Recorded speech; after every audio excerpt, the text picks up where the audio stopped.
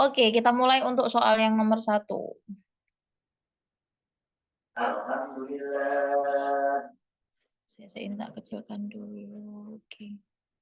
Soal nomor 1, seorang perempuan usia 35 tahun datang ke poli sehat jiwa diantar oleh ibunya. Keluarga mengatakan klien tidak mau keluar kamar, bicara seperlunya, menyendiri, tidak mau berinteraksi. Hasil pengkajian diketahui bahwa klien pernah mendapat perlakuan buruk dan kekerasan fisik dari suaminya.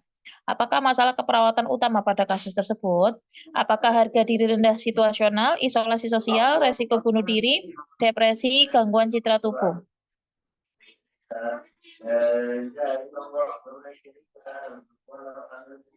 Ayo dibaca yang baik ya. Kira-kira ini masalahnya apa? Apakah HDR? Apakah isolasi sosial? Resiko bunuh diri? Depresi? Ataukah gangguan citra tubuh? Kira-kira yang mana jawabannya teman-teman?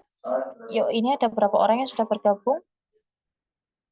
Dari 48 yang jawab 10. Ayo yang lain.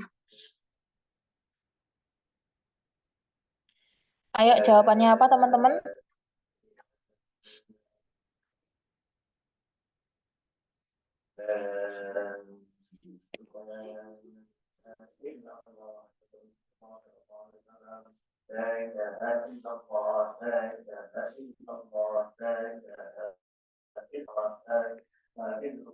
Oke, mari kita bahas ya. Betul, jawabannya adalah isolasi sosial, di mana kata kuncinya tidak mau keluar kamar, bicara seperlunya, menyendiri, tidak mau berinteraksi, dan klien pernah mendapat perlakuan buruk dan kekerasan fisik dari suaminya. Maka diagnosa yang muncul adalah isolasi sosial. Kita lihat lagi, sebenarnya kita untuk menentukan diagnosa keperawatan jiwa itu ngambilnya here and now. Nah, biasanya here and now kan patokan teman-teman kan dari hasil pengkajian ya. Dari hasil pengkajian. Nah, di hasil pengkajian ini kan datanya cuma seuprit. Cuma dikasih tahu kalau klien pernah mendapat perlakuan buruk dan kekerasan fisik dari suaminya. Maka teman-teman bisa ngambil data-data yang lain itu dari alasan dia ke rumah sakit. Nah, di sini alasan dia ke rumah sakit yaitu kliennya tidak mau keluar kamar, bicara seperlunya, menyendiri dan tidak mau berinteraksi. Ternyata setelah dikaji, hal-hal yang dia lakukan ini tuh akibat dia pernah mendapatkan perlakuan buruk dan kekerasan fisik dari suaminya, sehingga memunculkan permasalahan isolasi sosial seperti itu ya. Isolasi sosial ya, Beb. Ini isolasi sosial. Jadi datanya ini ya, tidak mau keluar kamar, bicara seperlunya, menyendiri, tidak mau berinteraksi. Karena klien pernah mendapatkan perlakuan buruk dan kekerasan dari orang yang dia cintai.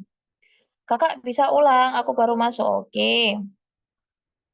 Nas, kalau HDR gejalanya apa? Gejalanya HDR itu hampir mirip dengan ISOS. Yang membedakan HDR dengan ISOS itu biasanya ada kata-kata kalau dari kontak mata ya, teman-teman ingat, kalau kontak mata pasien dengan HDR itu kontak matanya kurang. Kurang itu berarti masih ada kontak mata tapi tidak maksimal kalau HDR. Tapi kalau orang dengan isolasi sosial itu tidak ada kontak mata, berarti tidak ada sama sekali ngelihat mata kalian ya. Jadi nggak berani ngelihat mata perawat atau mata orang lain yang sedang ngomong sama dia. Itu isolasi sosial. Kalau HDR lebih ke mengatakan malu, merasa dirinya tidak berguna, kemudian bicara lirih. Nah, bicara lirih di HDR sama isolasi sosial juga sama. Terus kontak mata tuh juga ada, cuma kalau yang di HDR tadi kontak matanya kurang, kalau isolasi sosial itu kontak matanya tidak ada, alias tidak ada kontak mata. Nah, pada pasien ini kan kita lihat ya, biasanya kalau jiwa itu kan kita lihat dari here and now-nya, dari pengkajiannya. Di sini pengkajian kan cuma disepilkan seuprit ya, Rek ya, cuma kata-kata bahwa klien pernah mendapat perlakuan buruk dan kekerasan fisik dari suaminya. Ini kan secara general dan tidak merujuk ke salah satu diagnosa. Maka teman-teman bisa lihat dari alasan dia dibawa ke rumah sakitnya tadi gara-gara apa. Oh, ternyata alasan dia dibawa ke rumah sakit itu akibat dia tidak mau keluar kamar, bicara seperlunya, menyendiri dan tidak mau berinteraksi. Ternyata pas dikorek atau dikaji, oh tindakan yang dia lakukan seperti menyendiri, tidak mau berinteraksi tadi akibat pernah mendapatkan perlakuan buruk dan kekerasan fisik dari suaminya, kayak gitu ya. Oke. HDR situasional sama kronis itu perbedaannya bagaimana, Kak? Perbedaannya dari ini, Kak, dari waktu. Kalau situasional itu yang terjadi saat ini sampai kurun waktu 6 bulan, kalau kronis itu sudah lebih dari 6 bulan, gitu. Ya. Oke ya, Beb. Nomor satu jawabannya adalah isolasi sosial. Next, nomor 2. Nah, ini ada faktor presipitasi dan faktor predisposisi. Seorang perempuan usia 31 tahun dirawat di RSJ karena menolak minum obat dan bicara sendiri. Menurut keluarga, pasien dekat dengan ibunya yang meninggal 1 tahun yang lalu. Selalu dimarahi oleh ayahnya, pernah tidak naik kelas dan pernah ditinggal menikah pacarnya 2 tahun yang lalu. Hasil pengkajian pasien mengatakan malu karena belum menikah. Kira-kira faktor presipitasinya apa?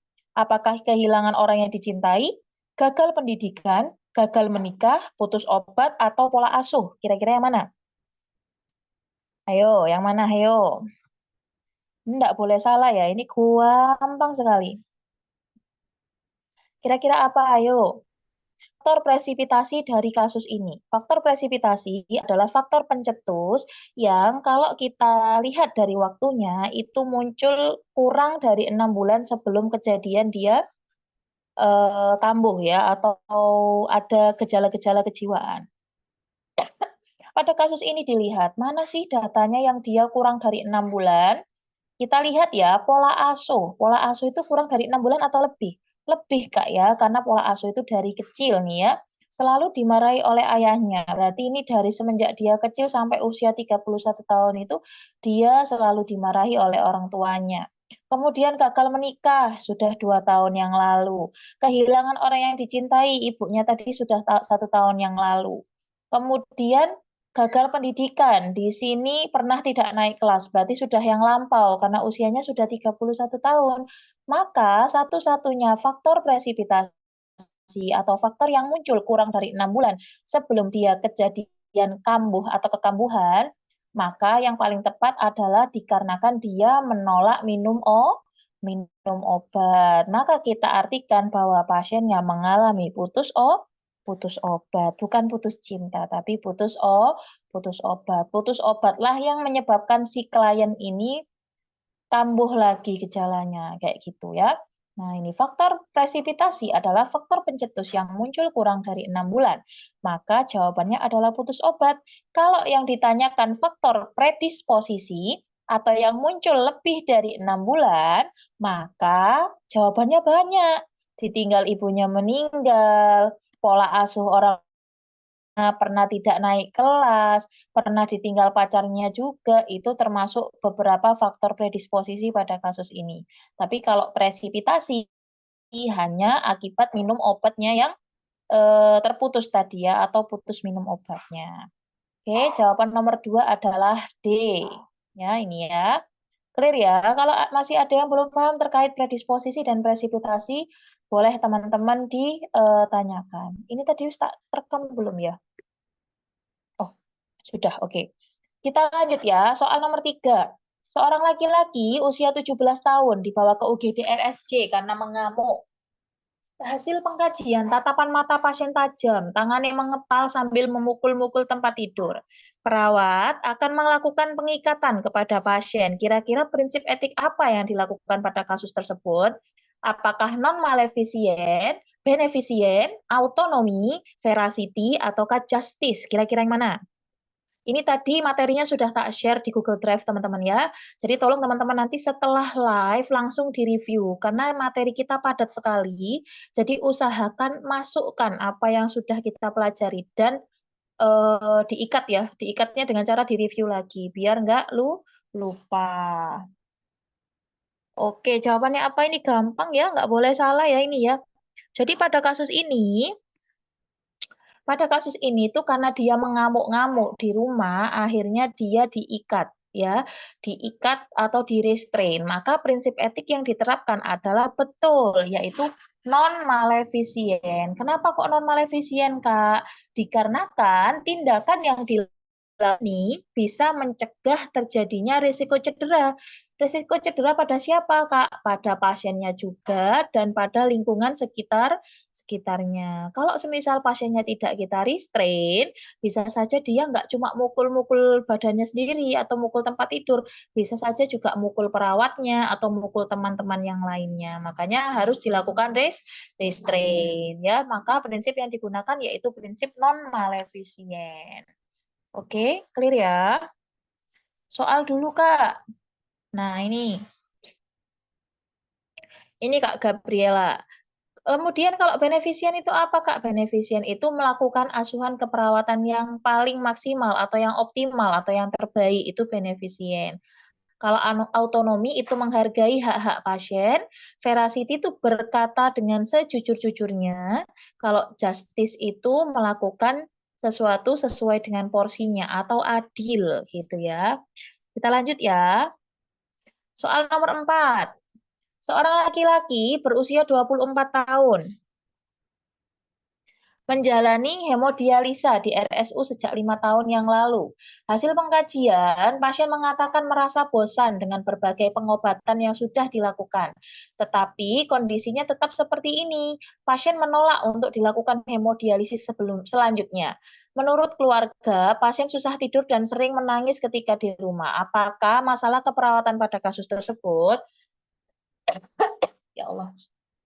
Apakah berduka disfungsional, ketidakberdayaan, harga diri rendah, keputusasaan, ataukah ansietas? Kalau sudah mempengaruhi ke pola tidurnya, kira-kira masuknya apa, Beb? Beneficient tadi apa, Kak? Beneficient itu melakukan hal yang terbaik atau memberikan asuhan keperawatan yang optimal kepada pasien. Ayo, kalau sudah mempengaruhi pola tidur, mempengaruhi pola makan, kemudian dia ini mengatakan bosan ya. Kalau misal mengatakan bosan itu ketidakberdayaan juga bisa. Tapi kita lihat lagi ya, kondisi pasiennya seperti apa.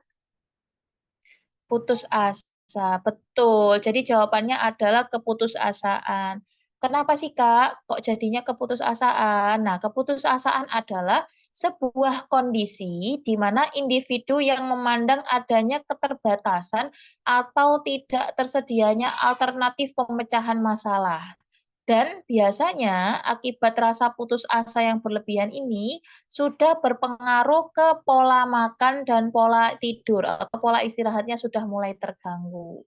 Pada kasus ini kan tadi dia sering nangis dan susah untuk tidur. Berarti jawabannya adalah keputusasaan. Bosan itu bisa masuk ketidakberdayaan, bisa masuk keputusasaan, Beb. Nah, tinggal kita lihat dulu pendampingnya bosan ini apa. Ansietas ringan, sedang, berat gimana, Kak? Kalau ringan itu masih masih apa ya, lapang pandangnya masih luas ya, masih bisa diajak ngobrol, masih bisa diajak diskusi. Kalau sedang itu sudah mulai berkurang, akhirnya dia itu kalau diajak diskusi kurang nyaut, kemudian apa sih, tanda-tanda vitalnya juga sudah mulai berubah. Kalau yang berat itu hampir sama dengan panik, berarti dia itu sudah tidak bisa diajak interaksi sama sekali ya. HDR situasional sama kronis, tadi dari waktunya, Kak. Situasional itu kurang dari 6 bulan, kalau kronis itu lebih dari 6 bulan. Bedanya apa ya, Kak, ketidakberdayaan dan sama keputusasaan? Kak Hotma, nanti aku bahas di akhir soalnya ada PPT-nya ya, nanti udah ada lembarannya. Kita lanjut soal dulu aja ya, nanti ada aku jelaskan, oke? Ada tak bikinin tabelnya, jadi lebih mudah untuk dihafal.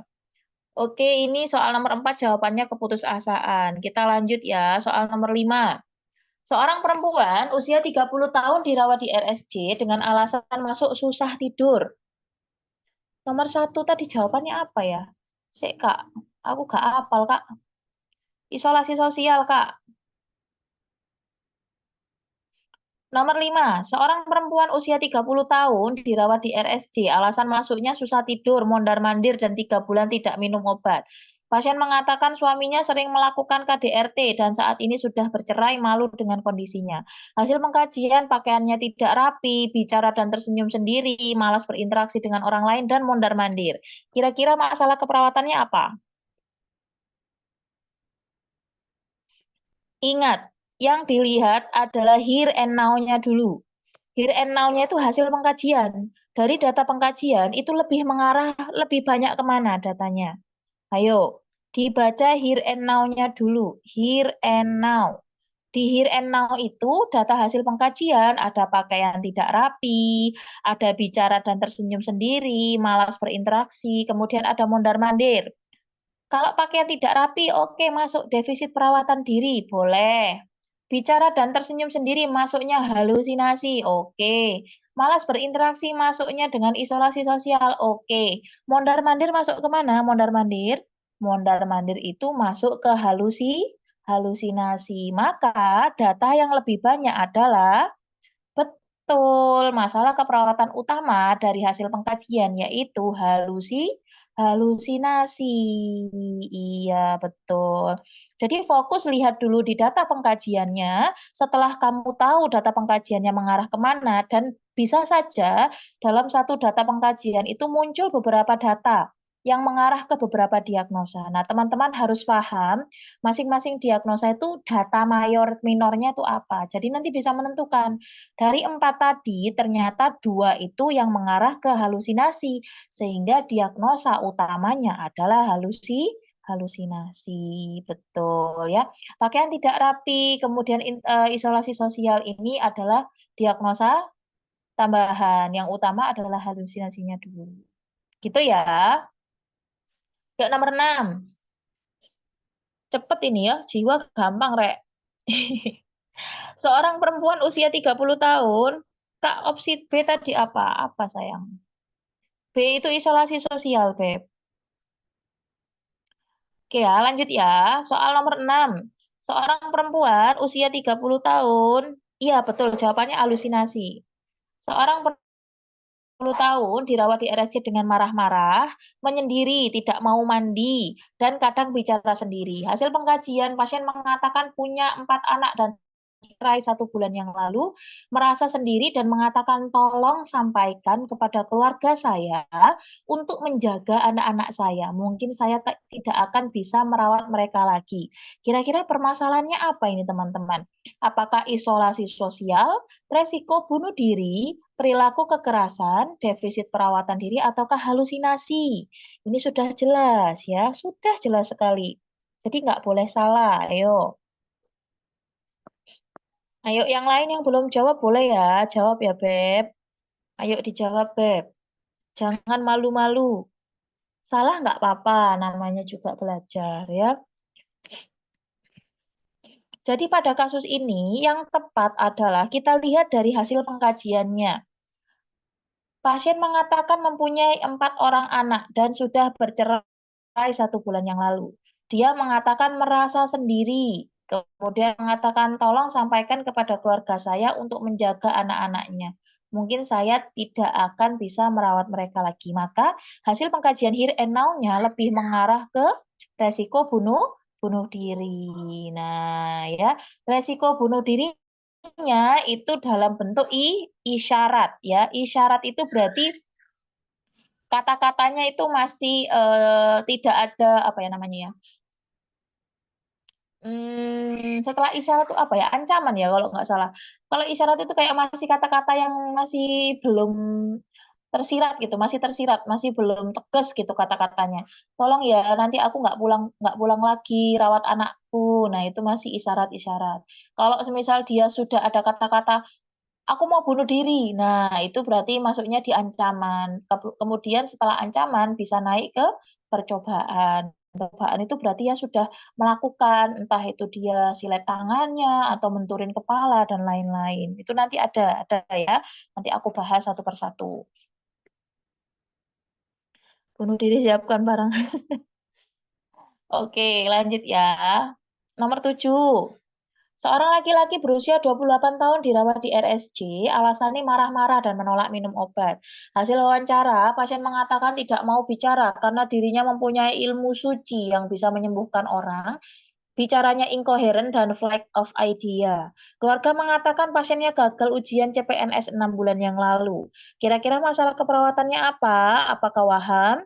Harga diri rendah, kerusakan komunikasi, regimen terapi inefektif, ataukah resiko apa ini? Perilaku kekerasan, kira-kira yang mana? Betul, kalau kayak gini gampang sekali ya. Pasiennya ini terjadi yang namanya, betul ya, waham. Waham ini waham kebesaran ya. Dia punya ilmu suci yang bisa menyembuhkan orang. Nah, kalau terjadi waham seperti ini, kira-kira terapinya apa, teman-teman? Inkoheren itu berarti nggak nyambung. Terapi yang atau SP pertamanya apa kalau pasien waham? Ini kan masalah keperawatan utamanya waham. SP pertamanya apa? Ayo, SP pertamanya apa untuk waham? Boleh diketik. Ajak dalam kondisi realita. Orientasi realita, betul. Jadi, belum apal, Kak? Ya, nanti diapalin ya, Beb ya. Udah aku bikinin VT, udah aku share di grup juga yang lembaran untuk rangkumannya, nanti biar lebih mudah dihafal. Jadi pada pasien-pasien yang mengalami waham, waham apapun itu, SP pertamanya adalah harus kita orientasi realita. D3 belum belajar waham, Kak. Oh iya? Ya wis Kak Popo. Nanti belajar, jaga-jaga tiba-tiba keluar. Atau emang nggak keluar nanti ya, nggak apa-apa. Jadi ini jawabannya adalah waham. Waham itu sebuah kepercayaan yang tidak benar adanya, tapi dia percayai dan dikatakan berulang-ulang. Gitu. Loh, ini si April ada waham. Ya, nih, waham diartikan sebagai keyakinan yang salah yang dipertahankan secara kuat atau terus-menerus, namun tidak sesuai dengan kenyataan. Ditandai dengan dia itu diucapkan berulang kali, dan itu sangat susah sekali untuk mematahkan waham. Makanya kita tidak mematahkan wahalita yang ada, kayak gitu. Lanjut ya, soal nomor 8, B. Seorang laki-laki berusia 34 tahun dirawat di RSJ karena mengurung diri di kamar sejak 1 bulan yang lalu. Kadang marah tanpa sebab. Hasil pengkajian, pasiennya sering menyendiri, tertawa ada sendiri, afeknya labil, penampilannya tidak rapi. Keluarga mengatakan pasien di PHK setahun yang lalu. Apakah tujuan tindakan keperawatan pada kasus tersebut? Apakah pasien mampu melakukan interaksi dengan lingkungannya? Pasien menunjukkan perilaku meningkatnya harga diri, pasien mampu mengkontrol perilaku marahnya, pasien mampu mengkontrol halusinasinya, ataukah pasien mampu melakukan kebersihan diri? Kira-kira yang mana? Kira-kira yang mana? Kalau terjadi seperti ini teman-teman, tentukan terlebih dahulu pasiennya ini dengan diagnosa apa. Kalau teman-teman sudah tahu diagnosanya apa, baru teman-teman bisa menentukan tujuan dari tindakan keperawatan. Kira-kira ini diagnosanya apa pasiennya? Pasien sering menyendiri, tertawa dan bicara sendiri, afeknya labil dan penampilan tidak rapi. Itu lebih mengarah ke mana? Lebih mengarah ke betul, halusinasi. Ketika kita ketemu pasien dengan halusinasi, maka tujuan dari tindakan keperawatan kita adalah agar pasien mampu mengkontrol halusinasinya. Ya. Jadi teman-teman harus tahu terlebih dahulu hasil pengkajian yang ada ini lebih mengarah kemana. Setelah itu, setelah tahu diagnosanya apa, baru teman-teman bisa menentukan tujuan tindakan keperawatan. Cara menentukan tadi diagnosa utamanya apa? Dilihat dari hasil pengkajian tadi, datanya itu lebih banyak mengarah kemana. Ya, baru nanti bisa teman-teman tentukan diagnosanya apa gitu ya. Data halunya apa aja itu nurse ini? Tertawa dan bicara sendiri, kemudian afek labil ini juga masuk ke halu. Ya, jadi halunya lebih ada dua. Penampilan tidak rapi itu defisit perawatan diri, pasien sering menyendiri itu isolasi sosial. Ya, pasien sering menyendiri, afeknya pasti nggak labil, dia afeknya datar atau tumpul, ya. Jadi kalau diajak ngobrol itu nggak ada ekspresi ataupun, ekspresinya itu cuma sedikit. Tapi kalau pasien-pasien dengan halusinasi, afeknya labil, kadang tiba-tiba sedih, kadang tiba-tiba ketawa. Nah, bukan, afek labil itu lebih mengarah ke halusinasi ya. Kalau isolasi sosial lebih ke datar ataupun tumpul ya. Di keperawatan jiwa ada berapa afek, Kak? Ada labil, tumpul, kemudian datar, sama tidak sesuai, Kak. Nanti dibahas, nanti tenang aja, tak bahas di akhir sesi ya. Biar selesai dulu soalnya, baru kita belajar materinya, oke? Jadi nomor 8 ini jawabannya adalah halusinasi, karena pasien-pasien dengan halusinasi, maka yang kita lakukan adalah kita kontrol halusinasinya. Kalau semisal option yang A, ini pasien mampu melakukan interaksi dengan lingkungannya, ini untuk pasien-pasien dengan ISOS. Pasien menunjukkan perilaku meningkatkan harga diri, berarti pasien dengan harga diri rendah. Pasien mampu mengkontrol perilaku marahnya, bisa pasien-pasien RPK atau pasien PK. Kalau pasien mampu melakukan kebersihan diri, berarti pada pasien dengan DPD atau defisit perawatan diri. Oke, kita lanjut ya. Nomor 9. Seorang perempuan berusia 35 tahun dirawat di RSU karena susah BAB nih kayaknya ya. Susah BAB, mengalami wasir sejak 6 bulan yang lalu dan akan dilakukan operasi. Hasil pengkajian, pasiennya terlihat gelisah, sulit tidur, tekanan darahnya 135/80, nadine 90, mukai pucat dan mengatakan takut serta khawatir terhadap tindakan operasi yang akan dilaluinya. Apakah rencana keperawatan pada kasus tersebut? Apakah kita identifikasi penyebab cemasnya? Kita anjurkan latihan spiritual, kita latih tarik nafas dalam, latih hipnosis 5 jari, ataukah latih teknik distraksi. Ayo teman-teman harus hafal. Urutan SP ansietas itu apa? Masa iya setelah dikaji langsung ujuk-ujuk latih hipnosis 5 jari? Yakin? Yakin itu? Yakin itu? SP ansietas. Kaji ansietasnya atau identifikasi penyebab ansietasnya. Terus ini, terus ini, terus ini. Nah, apa yo? Kalau gini teman-teman ya, kalau di KMB itu kan ada pertanyaan intervensi yang tepat. Nah, intervensi yang tepat itu bukan berdasarkan urutan, tapi lihat kalau semisal kita lakukan itu bisa mengatasi masalah. Tapi kalau di jiwa itu sesuai dengan urutan yang sudah ada. Ya, jadi SP-nya itu nggak bisa kamu goyang-goyang ya. SP-nya kalau sudah pakem seperti itu, ya wes itu jawabannya. Itu bedanya jiwa ya. Jadi pada kasus ini kira-kira apa? Ini sudah diidentifikasi cemasnya. Pencemasnya itu gara-gara dia takut mau dilakukan operasi. Maka selanjutnya adalah oke, kita lihat ya. Jadi untuk SP cemas, nah ini ya, tindakan keperawatan yang dilakukan antara lain yang pertama kaji tanda-tanda ansietasnya tadi. Ansietasnya sudah mulai muncul aja tadi. Terlihat gelisah, sulit tidur, tensinya naik sedikit, mukanya pucat, mengatakan takut. Berarti data-data untuk tanda-tanda cemasnya sudah ada.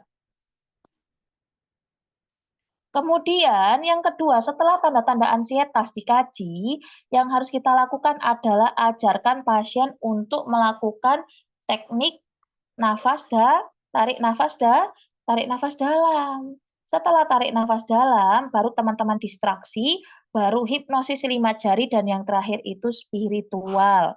Tolong dihafalkan. Ansietas dulu, kaji dulu tanda-tandanya, kemudian TND, distraksi, hipnosis 5 jari, baru spiritual.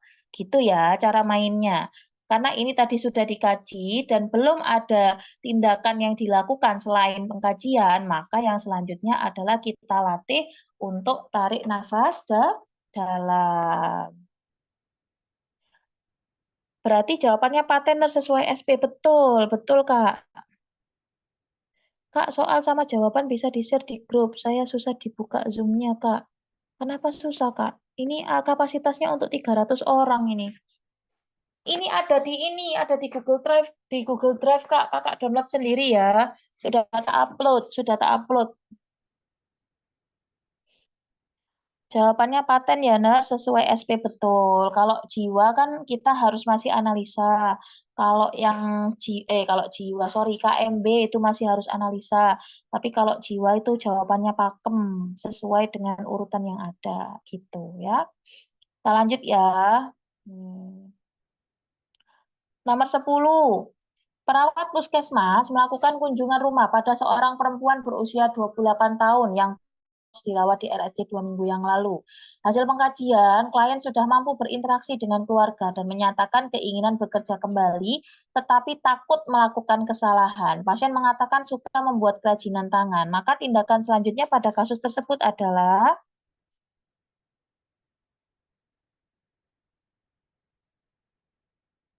ayo apa ayo. Pasiennya ini mungkin saja masuk ke rumah sakit itu dia ada isolasi sosial. Ternyata setelah 2 minggu dia sudah bisa berinteraksi nih. Tapi dia ini mau-mau kerja itu dia takut salah. Kira-kira yang mana? Ayo bacaan yang baik dan benar. Kira-kira apa? Itu sudah ada kata-katanya terlihat sekali teman-teman. Sudah terlihat sekali ya. Tidak tersirat. Tapi ini benar-benar nyata di depan mata. Masih bingung? Kira-kira yang mana? Jadi pasiennya masuk ke rumah sakit sudah 2 minggu, sudah pulang nih, dia sudah mulai bisa berinteraksi. Dia bilang, suster saya pengen kerja, tapi saya takut kalau nanti bikin salah. Terus pas dikaji juga, oh ternyata dia itu suka bikin kerajinan tangan. Kira-kira selanjutnya kamu sebagai perawat itu apa yang kamu lakukan? Ya, kira-kira apa? Di sini ada kata-kata pasien mengatakan suka membuat kerajinan tangan. Berarti bisa saja kita asumsikan pasiennya ini masuk ke rumah sakit jiwa itu bisa saja akibat adanya isolasi sosial, HDR-nya juga ada, ya. HDR-nya juga ada, isolasi sosialnya juga ada. Isolasi sosialnya sudah clear masalahnya. Ternyata dia masih ada rasa ketakutan, ketakutan untuk melakukan kesalahan, yang itu lebih mengarah ke HDR. Setelah dikaji, dia punya kelebihan, yaitu dia bisa membuat kerajinan tangan. Maka kita sebagai perawat harus melakukan apa? Yaitu kita harus melatih kemampuan positif yang dimiliki pasien. Tujuannya apa? Tujuannya untuk meningkatkan harga dirinya, untuk meningkatkan kepercayaan dirinya lagi. Setelah kepercayaan dirinya dia meningkat, bisa kita maksimalkan. Pasiennya mau kerja lagi boleh, atau mau nerusin usaha bikin kerajinan tangan juga boleh. Tujuannya seperti itu ya. Bantu pasien memulai kemampuan yang dapat digunakan, kemudian bantu memilih atau menetapkan kemampuan mana yang akan dilatih. Bikin kerajinan apa nih? Kerajinan kan banyak. Mau pakai kerajinan apa, Kak? Nah, ini aja Sus, meronce, bikin manik-manik buat hiasan, bikin kalung. Oke. Nah, itu yang kita latih gitu untuk meningkatkan kepercayaan diri dan harga dirinya tadi. Jawabannya adalah B. Oke. Kalau aku kecepatan tolong di-stop ya, teman-teman ya. Soal nomor 11. Seorang perempuan berusia 25 tahun dirawat di RSC sejak 14 hari yang lalu. Keluarga mengatakan bahwa di rumah pasien sering melamun, bicara sendiri dan menangis. Hasil pengkajian pasien mengungkapkan bahwa dirinya membebani keluarga dan keluarga akan bahagia jika tidak ada dirinya. Kira-kira ini teknik komunikasi yang tepat dilakukan untuk kasus tersebut apa? Apakah kita identifikasi tema, berbagi persepsi, klarifikasi, fokuskan, ataukah refleksi? Ayo bacaan dulu. Bacaan dulu. Ayo bacaan dulu. Ini pasiennya bilang gini, Nurse, aku tuh ngerasa aku tuh beban keluarga. Kemudian kayaknya mereka bisa lebih bahagia deh kalau semisal nggak ada aku.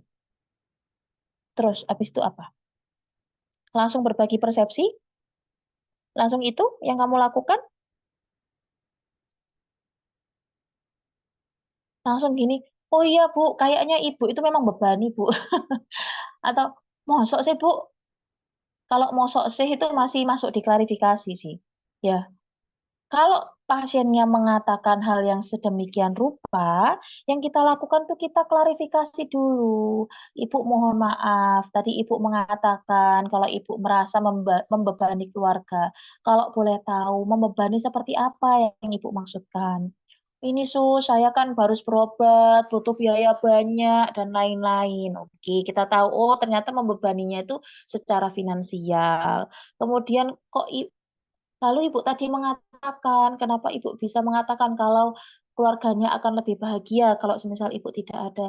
Iya soalnya selama ini tuh saya sering ngerepotin mereka, saya sering sakit, saya sering ke rumah sakit dan lain-lain. Nah itu harus kamu klarifikasi dulu, jangan langsung berbagi persepsi ya. Jawabannya itu adalah C, kita klarifikasi dulu Beb ya. Klarifikasi dulu terkait statement yang dia ungkapkan, kemudian kalau memang kita sudah tahu ternyata maksud dari statement itu tadi apa, baru kamu masuk ke berbagi persepsi boleh, gitu ya. Jadi jawabannya adalah clarification. Nah, yang identifikasi tema itu apa sih? Identifikasi tema itu bersama-sama dengan pasien mengidentifikasi isu dasar atau masalah yang dialami pasien yang muncul secara berulang-ulang selama hubungan perawat dan klien. Contohnya identifikasi tema itu seperti ini.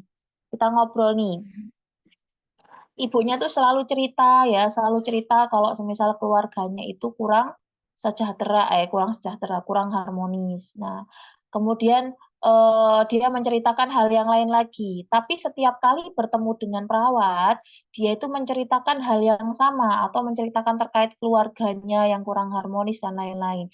Akhirnya pas waktu pertemuan selanjutnya, kita bisa mengatakan seperti ini kepada pasien, "Ibu, beberapa kali Ibu mengatakan bahwa keluarga Ibu ini tidak harmonis. Kalau boleh, apakah Ibu bersedia untuk kita bahas terkait permasalahan tersebut?"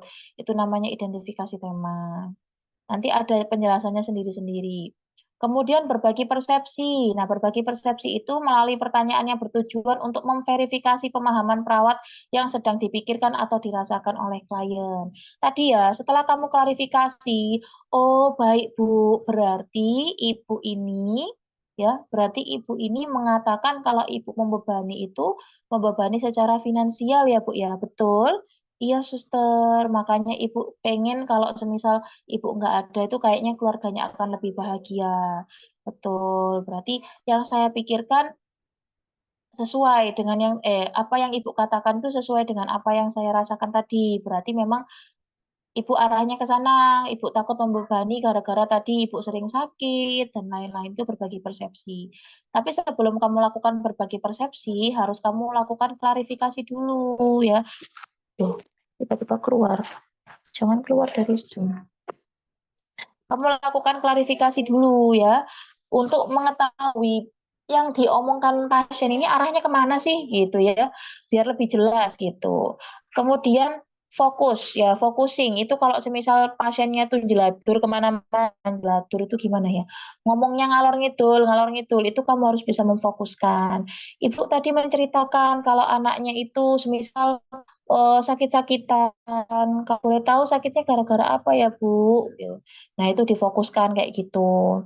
Kemudian refleksi itu mengarahkan klien ke belakang, perasaan dan pertanyaan atau isi. Ibu coba diingat-ingat lagi, kira-kira keluarga Ibu kok kayak marah sama Ibu itu gara-gara apa? Itu refleksi. Jadi kayak mengulas kembali masa lalu yang sudah pernah dia alami untuk sebagai upaya mawas diri atau menilai dirinya sendiri, salahnya di mana, kemudian letak kesalahan yang sudah terjadi itu apa, itu pakainya refleksi.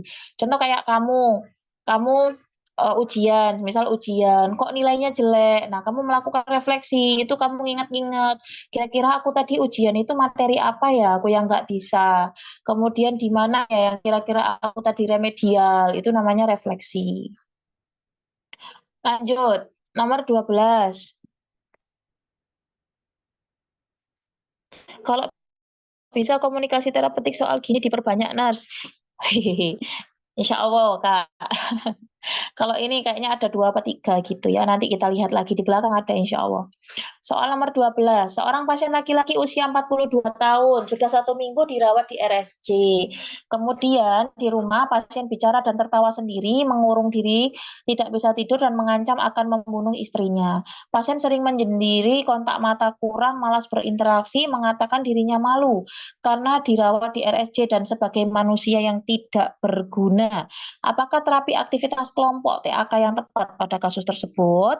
Apakah TAK sosialisasi, TAK stimulasi persepsi PK, TAK stimulasi persepsi HDR, TAK stimulasi halusinasi, ataukah TAK stimulasi sensori mendengarkan musik? Ayo, dibaca lagi, here and now-nya apa?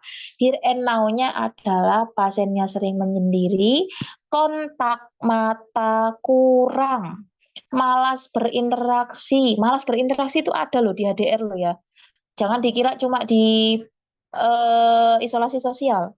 Malas berinteraksi itu ada di HDR. Mengatakan dirinya malu karena dirawat di RSJ. Kira-kira apa datanya? Betul ya, pinter Rek. Jadi di sini itu mengarahnya lebih ke HDR. Penunjuknya di mana, Kak? Di situ ada kata-kata kontak mata kurang ya. Kalau kontak matanya kurang, itu berarti mengarahnya ke HDR. Beda lagi kalau tidak ada kontak mata. Kalau tidak ada kontak mata, baru isolasi sosial. Betul, pinter semua ini anak Umi Cita ini ya, sudah haji 2 bulan. Jadi harus dilihat dengan cermat ya, harus pelan-pelan bacanya. Ini kan nggak ujian, jadi dibaca screeningnya pelan-pelan nggak apa-apa. Scanningnya kok screening. Nanti biar pas waktu ujian paham. Intinya soal-soal jiwa itu ada di here and now ya.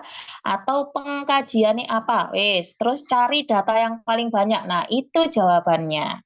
Oke, pada kasus ini karena banyak data yang mengarah ke HDR, maka TAK yang digunakan adalah TAK stimulasi persepsi harga diri rendah. Oke, good job.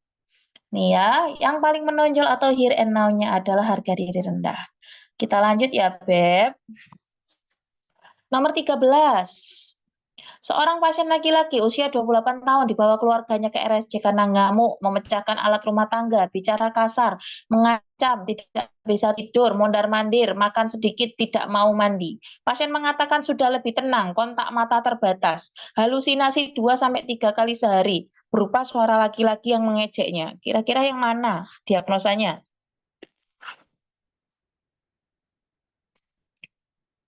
Ayo,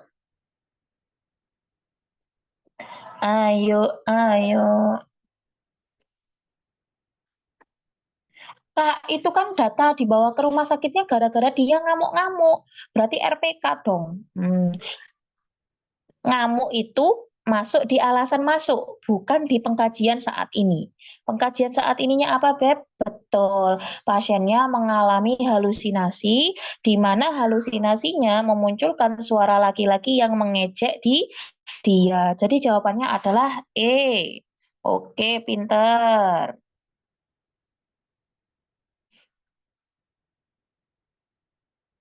Nih ya, jangan salah baca di sini ya. Jangan salah dibaca di sini nih, bacaan dulu. Masalah keperawatan utama pada pasien gangguan jiwa bersifat here and now. Pada kasus di atas, data yang ada pada pasien saat ini menunjukkan pasien mengalami masalah keperawatan utama, yaitu gangguan persepsi sensori, halusinasi pendengaran. Tapi saat baru masuk RSJ, masalah keperawatan utamanya atau alasan masuknya tadi, diagnosa utamanya baru RPK ya. Jadi beda. Alasan masuk itu diagnosanya RPK tadi, kalau yang here and now-nya baru hallucination atau halusinasong ya. Jadi jawabannya adalah E. Betul. Lanjut ya, nomor 14. Ayo, semangat anak Umi. Seorang perempuan usia 18 tahun dirawat di RSJ sejak 4 minggu yang lalu karena marah-marah, tidak bisa masuk perguruan tinggi negeri. Hasil pengkajian saat ini diketahui klien sudah mampu mengendalikan marah secara fisik dengan nafas dalam. Apakah rencana tindakan keperawatan selanjutnya pada kasus tersebut? Ini pasiennya pasti RPK ya. RPK dia sudah dilatih nafas dalam. Kedua apa kalau habis nafas dalam? Ayo. SP, RPK itu sudah beda. Halusinasi RPK itu udah ganti. Bukan pukul bantal lagi. Pukul batu nomor 3. Pukul panci, jangan. Apa ayo? Apa ayo? Kalau dulu itu nafas dalam, baru pukul bantal, kemudian baru verbal, terus spiritual baru patu obat. Kalau sekarang sudah beda, Beb ya. Eranya sudah era yang baru di mana sekarang SP2 dari RPK adalah kontrol RPK-nya dengan minum obat sayangku ya. Sudah ganti ya sayangku ya. Jadi yang pertama adalah SP1 itu mengidentifikasi penyebab marah, ya. Kemudian kita ajarkan kegiatan fisik pertama yaitu TND atau tarik nafas dalam. Yang kedua, SP kedua itu membantu klien mengkontrol RPK dengan minum obat. Yang ketiga, itu mengendalikan perilaku kekerasan dengan cara fisik kedua, yaitu dievaluasi dulu tarik nafasnya dalam tadi, kemudian bisa pukul kasur, bantal, dan menyusun jadwal kegiatan harian. Kemudian yang keempat baru dikontrol dengan verbal ya, menolak dengan baik, meminta dengan baik, mengungkapkan perasaan dengan baik.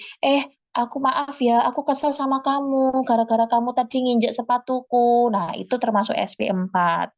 Kemudian yang terakhir, oh ini salah ini tak ganti ini dulu ya, AESC dulu. SP5 harusnya kok SP4 dua-duanya. Bentar. Nah, yang terakhir itu SP5, di mana SP5 itu bantu pasien mengendalikan perilaku kekerasan dengan cara spiritual. Kalau pasiennya Islam, ayo Pak, astagfirullahaladzim. Nah, diajarin kayak gitu biar dia lebih tenang. Ingat-ingat, RPK itu identifikasi penyebab marah plus TND, yang kedua minum obat, yang ketiga latihan fisik kedua itu pukul bantal, kemudian yang keempat itu tadi ada verbal, yang kelima baru spiritual. Cara ngapalinnya kayak gitu aja ya, nggak usah panjang-panjang. Kita lanjut, Beb. Mana kursorku ini? Loh. Nomor 15, seorang laki-laki berusia 35 tahun diantar oleh keluarganya dan dibantu oleh beberapa tokoh masyarakat ke UGD RSC. Kondisi klien tersebut diikat, matanya cekung, bau menyengat, tampak kotor, ada luka lecet di pergelangan tangan dan benjolan di kepala. Saat ini klien bicaranya kacau dan mengatakan secara berulang-ulang kalau mau mati saja. Menurut keluarganya, klien sempat membenturkan kepalanya ke dinding sebelum dibawa ke UGD. Apakah tahap perilaku yang ditunjukkan pada kasus di atas? Apakah isyarat bunuh diri, ide bunuh diri, ancaman bunuh diri, percobaan bunuh diri, ataukah yang terakhir apa ini nggak kebaca? Cara untuk bunuh diri, kira-kira yang mana? Hayo. Kaget. Suaranya siapa ini?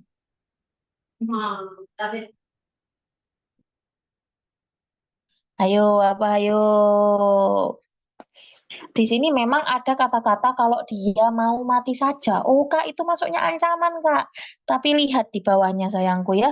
Anak Umi lihat ya. Di bawah ini ada kata-kata dia sudah membenturkan kepalanya ke dinding sebelum dibawa ke UGD dan didukung dengan adanya data kalau kepalanya benjol. Berarti sudah ada percobaan bunuh diri. Dia nggak cukup ancaman aja, tapi dia sudah mencoba untuk membunuh dirinya sendiri. Oke, siap aku jelaskan, Kak ya.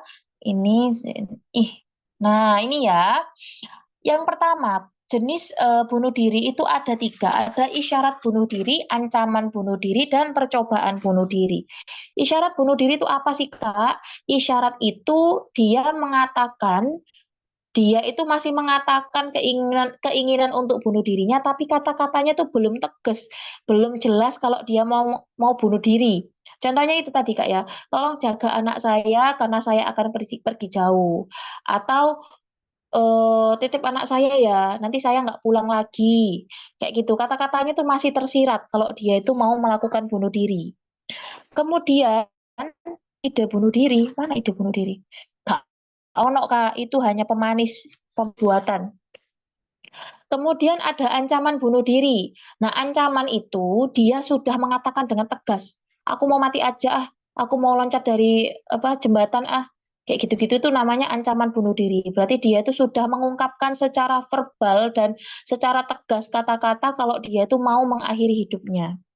Kalau percobaan, itu dia sudah pernah mencoba melakukan. Contohnya tadi, pasiennya nggak cuma mengatakan pengen mati, tapi kepalanya udah dibenturkan.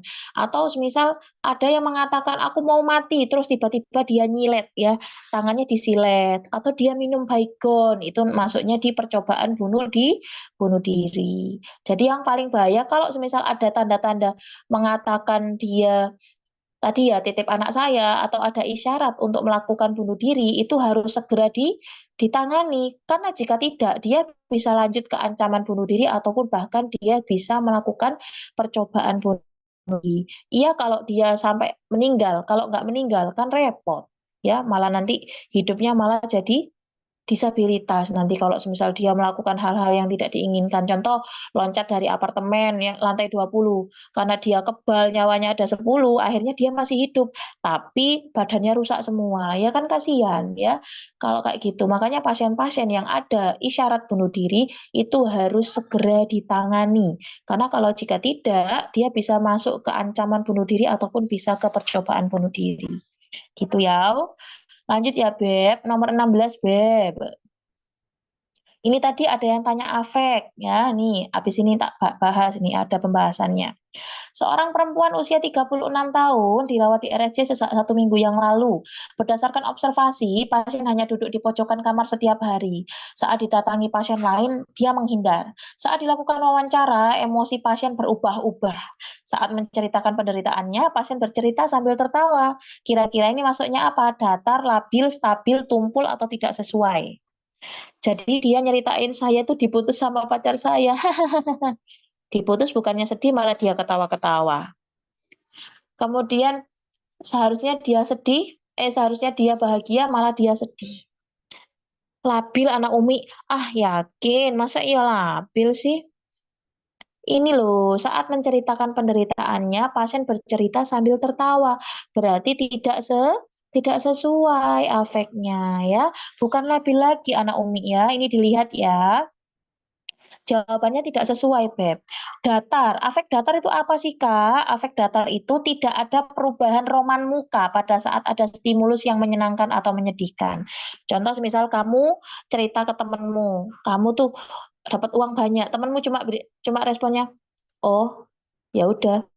Nah, itu afek datar. Kalau afek tumpul itu hanya bereaksi bila ada stimulus emosi yang kuat. Kalau semisal dia, stimulusnya cuma sedikit, kayak semisal guyonan ya, kita lagi kumpul-kumpul sama teman-teman kita nih, kalau guyonannya receh, ya dia diem aja.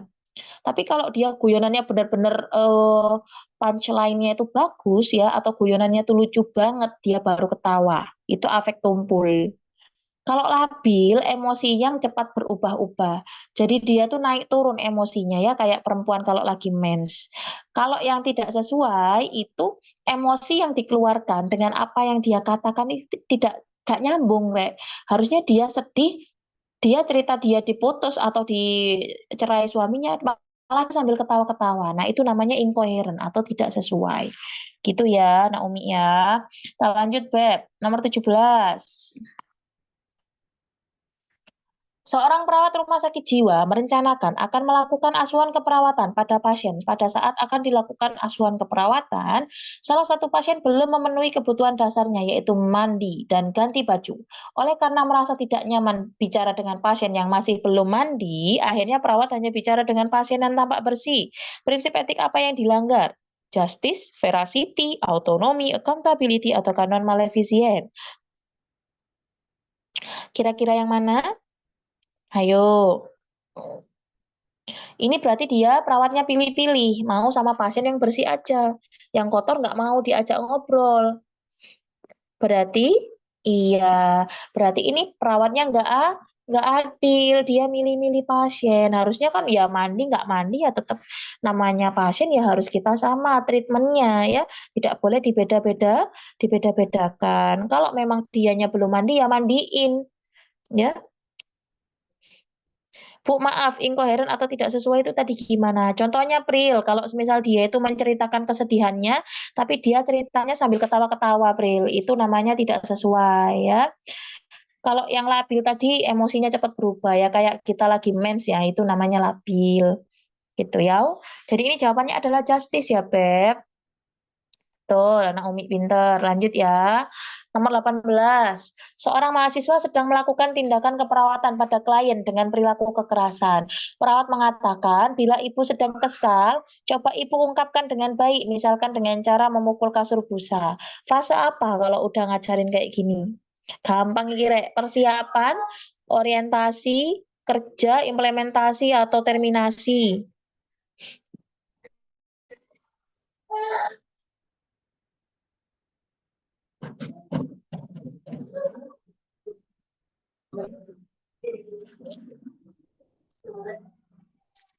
Kenapa, Mas?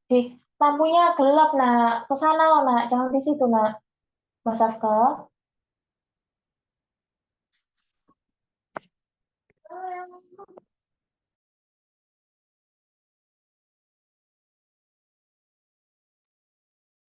Jadi jawabannya adalah betul. Tahap kerja. Nanti tak jelaskan satu-satu di belakang ya. Biar selesai ini dulu. Kemudian nomor 19. Seorang pemuda berniat mendekati seorang gadis cantik yang menarik hatinya. Tetapi karena takut cintanya ditolak, maka si pemuda kemudian mengurungkan niatnya. Dan ketika ditanya oleh temannya kenapa tidak jadi mendekati si gadis, si pemuda memberikan alasan bahwa si gadis tersebut sesungguhnya tidak menarik. Apa mekanisme pertahanan diri yang dilakukan oleh pemuda tersebut? Apakah rasionalisasi, supresi, regresi, sublimasi, ataukah displacement? Kira-kira yang mana?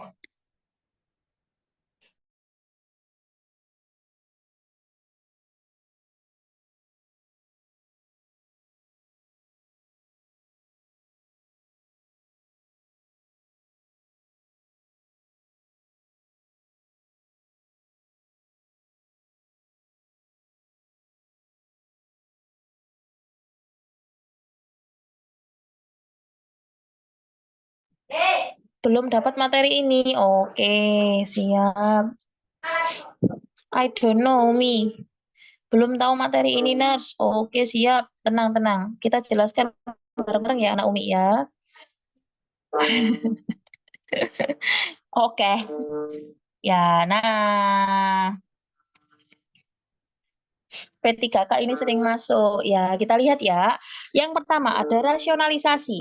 Rasionalisasi adalah sebuah mekanisme pembelaan ego yang memberi keterangan bahwa sikap atau tingkah lakunya menurut alasan yang seolah-olah rasional sehingga tidak menjatuhkan harga dirinya. Makanya kenapa tadi si soal ini jawabannya rasionalisasi. Karena si pemuda ini takut ditolak cintanya, ya, makanya dia mundur aja. Daripada ditolak, mending aku mundur. Tapi pas waktu ditanya sama temennya, kenapa kamu mundur? Dia bilang, ah dia nggak cantik kok, males aku sama dia. Nah, karena dia alasan seperti itu untuk menjaga marwah, agar dia itu tidak dianggap rendah sama teman-temannya. Makanya ini masuknya ke rasionalisasi. Ya, rasionalisasi itu memberikan alasan yang seolah-olah itu rasional dengan tujuan untuk membela harga dirinya sendiri. Itu rasionalisasi.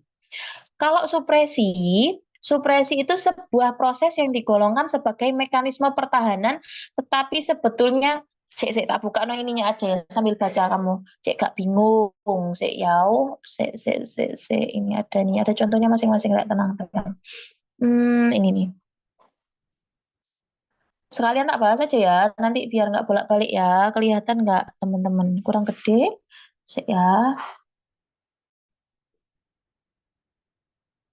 Kelihatan? Oke. Mekanisme pertahanan diri itu banyak sekali teman-teman. Yang pertama represi. Represi itu apa Kak? Nah, bentuk pertahanan ego dengan menyingkirkan pikiran-pikiran atau ingatan yang tidak diinginkan.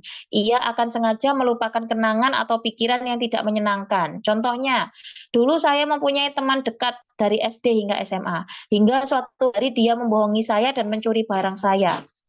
Karena saya sakit hati ingin melupakan kejadian tersebut, sekarang saya tidak terlalu ingat dengan teman saya itu. Jadi intinya hal-hal yang tidak menyenangkan ataupun yang toksik itu pada mekanisme pertahanan diri represi itu dihilangkan, dilupakan. Contoh kamu putus sama mantanmu, ya udah kalau ketemu dia ya pura-pura nggak kenal, itu namanya represi, ya. Kemudian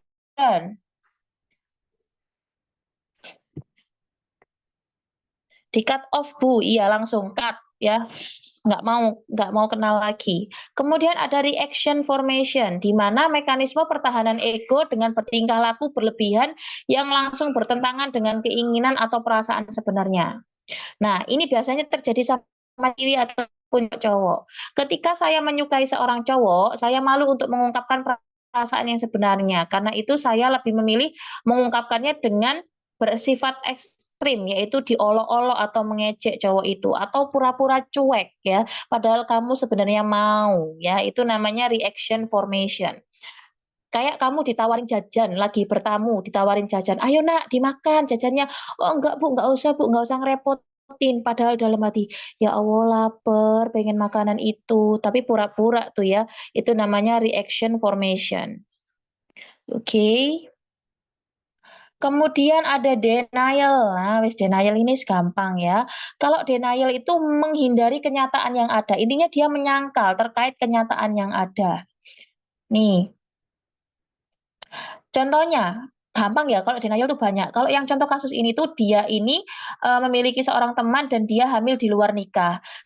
Saat masih kuliah, kemudian dia itu tidak mau menerima kenyataan dan mengakui diri. Jadi temannya tadi itu dia hamil tapi pura-pura nggak hamil, itu namanya denial. Atau semisal kamu diputus pacarmu, terus tiba-tiba kamu bilang ke temanmu, "Enggak, aku nggak diputus kok, kita masih baik-baik aja." Itu namanya denial. Atau yang kayak kasus yang saat ini lagi booming, papanya Kamari kan meninggal.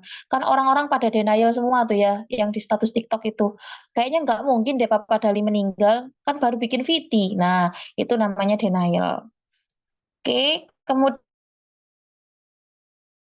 ada proyeksi. Proyeksi itu apa, Kak? Nah, proyeksi itu mekanisme pembelaan ego yang berlawanan, di mana menyalahkan orang lain, ya. Intinya dia itu menyalahkan orang lain. Nah, di sini contohnya, Vini tidak suka dengan Vana karena Vana suka bohong dan marah-marah. Tapi Vini menuduh Vina dengan tidak suka dengan sikap Vana tersebut. Paham nggak sih? Kok Vini, Vana, Vunu ini bingung. Jadi gini, contoh ya, aku punya teman A sama B. Aku tuh sebenarnya nggak suka sama temanku yang A itu tadi.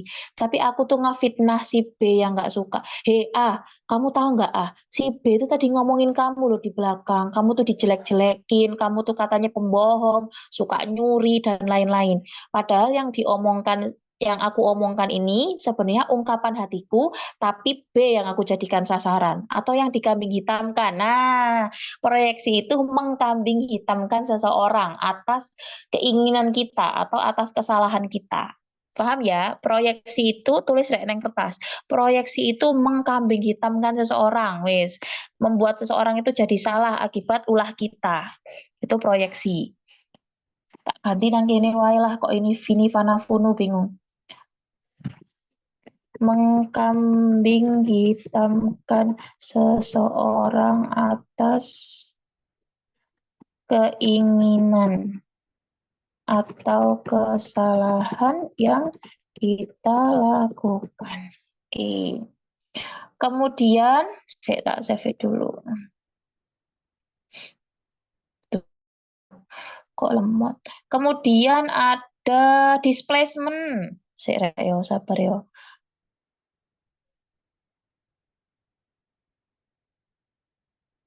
Displacement itu proses mekanisme dengan melampiaskan emosi kepada objek atau individu yang kurang berbahaya atau kurang mengancam dibanding dengan objek atau individu semula. Ini di sini,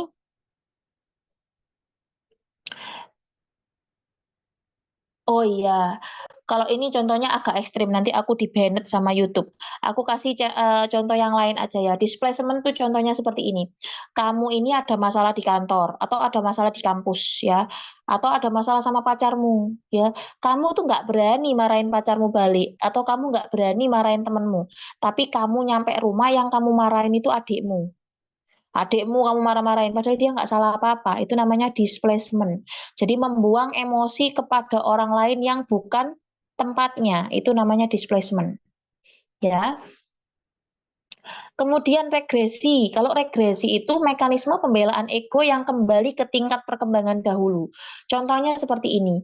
Harusnya kalau kita punya anak usia 8 tahun, itu kan dia sudah mandiri ya, makan, minum sendiri, pakai baju sendiri, sekolah berangkat sendiri. Tapi karena dia punya adik, dia itu malah jadi manja. Itu namanya regresi.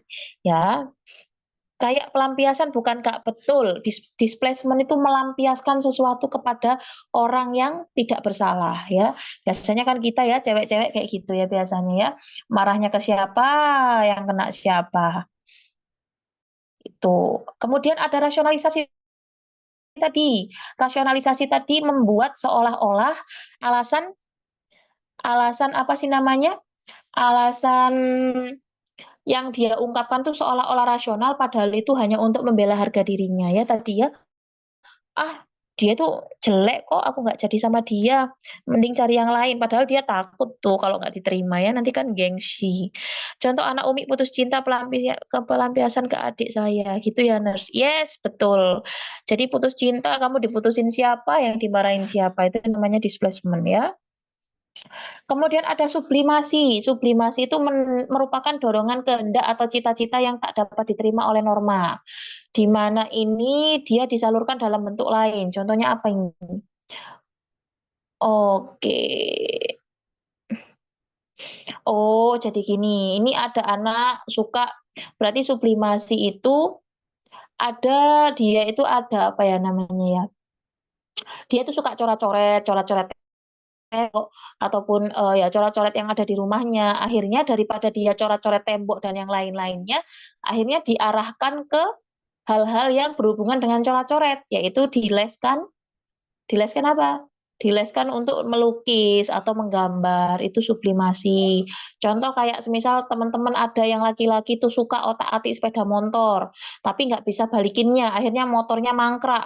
Nah, daripada seperti itu, akhirnya orang tuamu atau keluargamu daftarin kamu untuk, les otomotif, biar apa, hobimu itu tadi tercapai, intinya seperti itu, ya.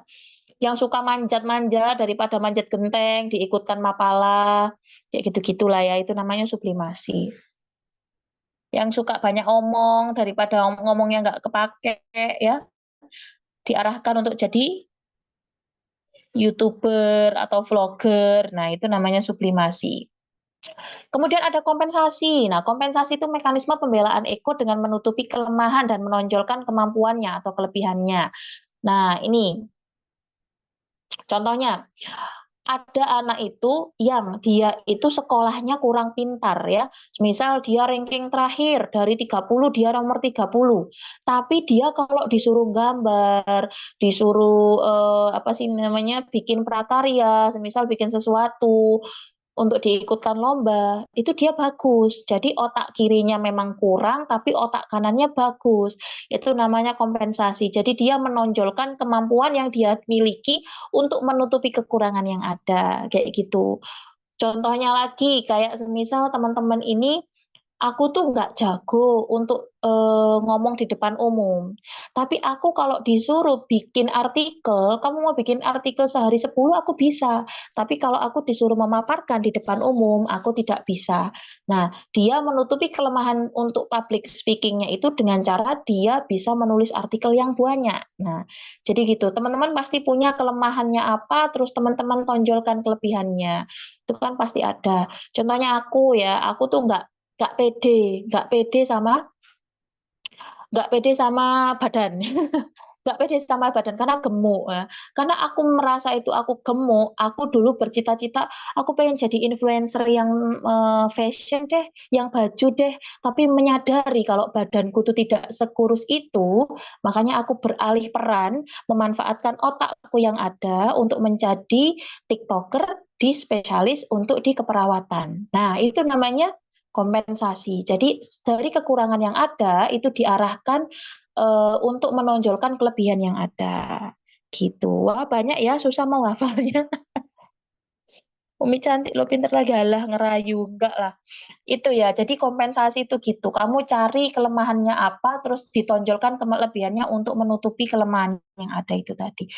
Ini mau dibikinin itu Tarek, rangkuman Tarek. Oh iya mau Kak. Nanti coba ya, kalau aku nganggur tak bikinin rangkuman yang ini ya. Jadi biar lebih mudah untuk dihafalkan. Boleh. Kemungkinan yang sering muncul apa, Nurse? Biasanya tuh represi, supresi, regresi, kemudian displacement, kompensasi, hampir semua sih, Kak. Hampir semua, ya, hampir semua. Iya, nggak apa-apa, nanti tak bikinkan, karena aku juga ini, ada rencana bikin buku catatan untuk nanti yang teman-teman mau profesi nurse ya. Jadi nggak apa-apa sekalian ya. Iya, hampir semua itu keluar. Buat yang singkat dan sering keluar aja, Nurse. Kak, kalau seandainya gitu tuh masuknya apa? Itu bergaining sayangku. Ini mata kuliah buat S1 kah, Bu? Kok soalnya di D3 nggak ada? Iya, S1, Beb. Tapi nggak apa-apa. Kali aja nanti April mau S1 ya. Nggak apa ya. Nah, ini introyeksi, itu merupakan pertahanan ego yang juga merupakan bentuk sederhana dari identifikasi. Langsung aja dilihat. A benci pada B karena telah dihianati cintanya. Kenapa cinta-cintaan mulu sih? Akan tetapi A merasa bersalah dan menyesal karena A dulu juga pernah mengkhianati cinta B. Oh, ya ya ya ya. Intinya sama-sama pernah selingkuh, akhirnya sama-sama pernah merasa bersalah atas apa yang dilakukan di masa lalu. Itu introyeksi. Ya, sama-sama pernah melakukan hal-hal yang kurang menyenangkan, akhirnya dia merasa bersalah atas apa yang dilakukan. Balas dendam. Iya, Kak. Nanti tak carikan singkatnya ya. Yang P3 kan harus wajib apal ini. Tuh, kok ringek norek. Ya. Undoing itu undoing ya, undoing. Merupakan tindakan atau komunikasi yang menghapuskan sebagian dari tindakan atau komunikasi sebelumnya. Contohnya, ketika saya masih kecil, saya dipukul oleh ayah saya, tetapi kemudian ayah saya sangat merasa menyesal dan kemudian membelikan saya jajan dan mainan ya. Ini contohnya kita tadi ya, marah-marah sama adik, dianya nggak salah apa-apa, karena kita merasa bersalah, akhirnya, nih uang 5.000 buat kamu. Nah, itu namanya undoing. Intinya yang kamu lakukan saat ini itu untuk menutupi masa lalu atau kesalahan yang sudah kamu lakukan, itu undoing. Kemudian ada fantasi, di mana tindakan melamun atau berhayal untuk melakukan pelarian dari kenyataan dan memperoleh kesenangan atau kepuasan yang bersifat hayal atau tidak nyata. Ya Allah, ini contohnya maaf ya, Rek, ya kok perkara percintaan ini aku juga nemu di internet ini ya. Jadi seseorang yang frustasi karena depresi menjomblo, kemudian ia berhayal sudah punya pasangan, bahkan mungkin mau menikahi pasangan yang tidak real tersebut, semisal menikah dengan boneka. Ini terjadi dulu ya, pernah ada itu kasusnya di internet. Kemudian ada supresi. Supresi itu sebuah proses yang digolongkan sebagai mekanisme pertahanan, tapi sebetulnya merupakan analog represi. Oh, represi kayak tadi ya. Jadi mengesampingkan hal-hal yang kurang baik. Contohnya ini, seseorang pada saat mengerjakan tugas kuliah yang menumpuk, ia terus memikirkan suatu acara di TV favoritnya sehingga mengganggu pekerjaannya. Tapi dia tetap menyelesaikan tugasnya terlebih dahulu. Oh, gini.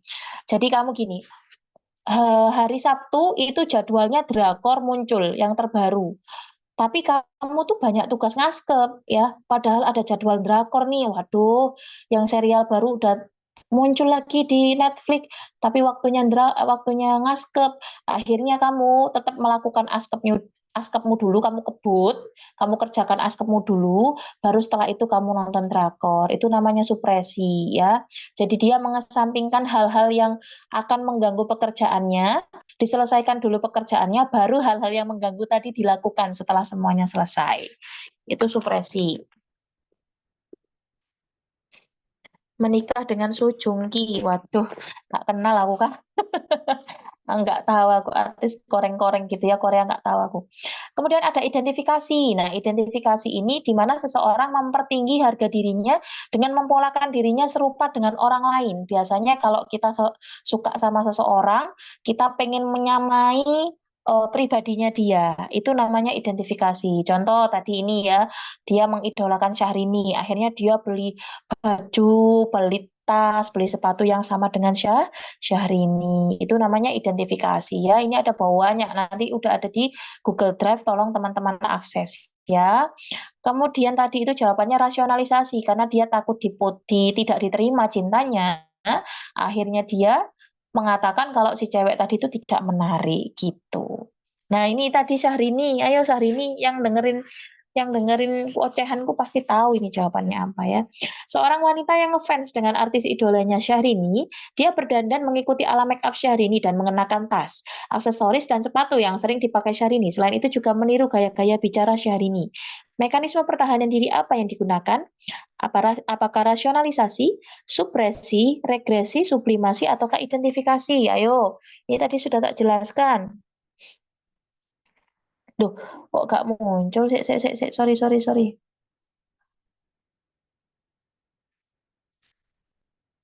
Iden.